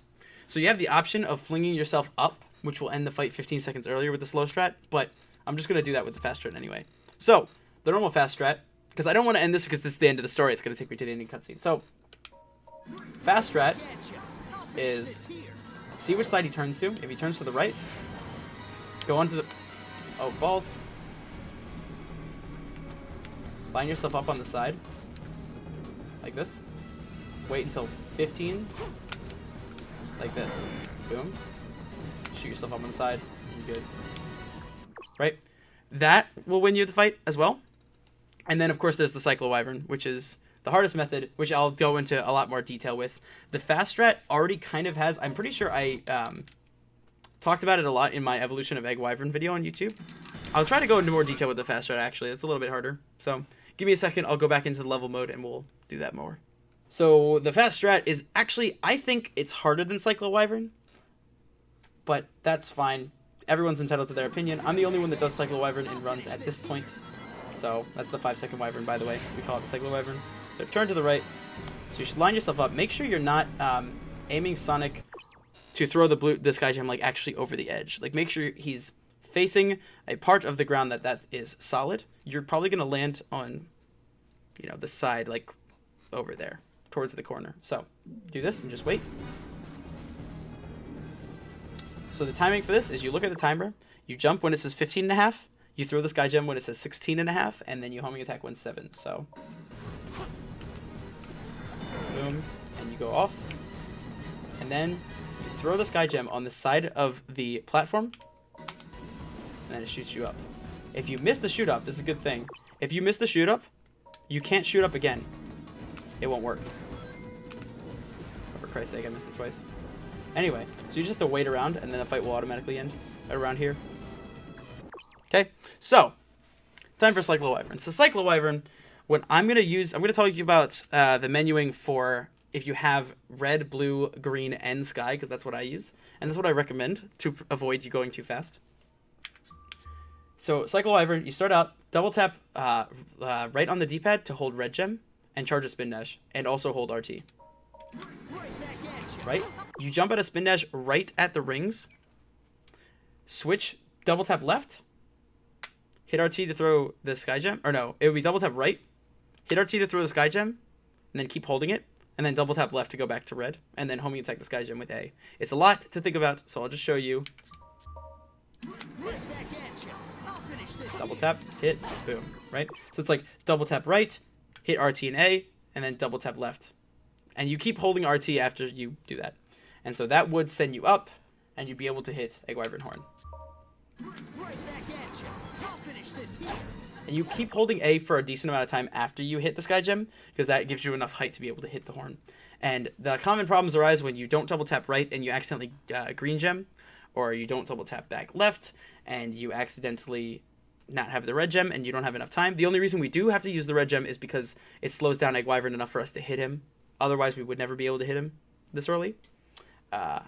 What else? Another common mistake is missing the homing attack because you're too low or you're too like close to Egg Wyvern and you spent too much time. It's basically like trying to get up there in the quickest time as possible. If you have fast gem menuing and fast double taps on the D-pad and whatnot, you should be able to do it, no problem. Double tap. Nope. Right there. Missed it. Double tap live. Man, I want to at least hit it once. It's not as hard as I'm making it look. So it's like double tap right, RT and A, double tap left, and then you're good. And you should hold A and hold RT throughout all of that.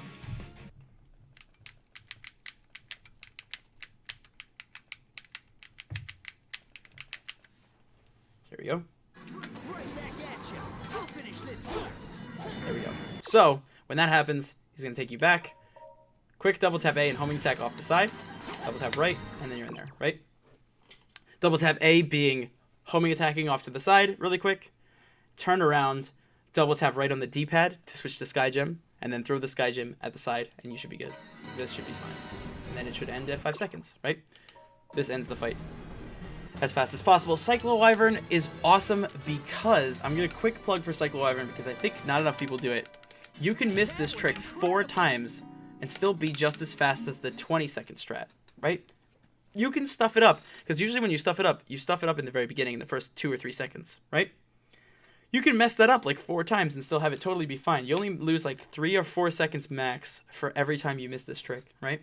If you're going for the slow strat, you could mess this up literally 10 times in a row, assuming you have enough lives for it.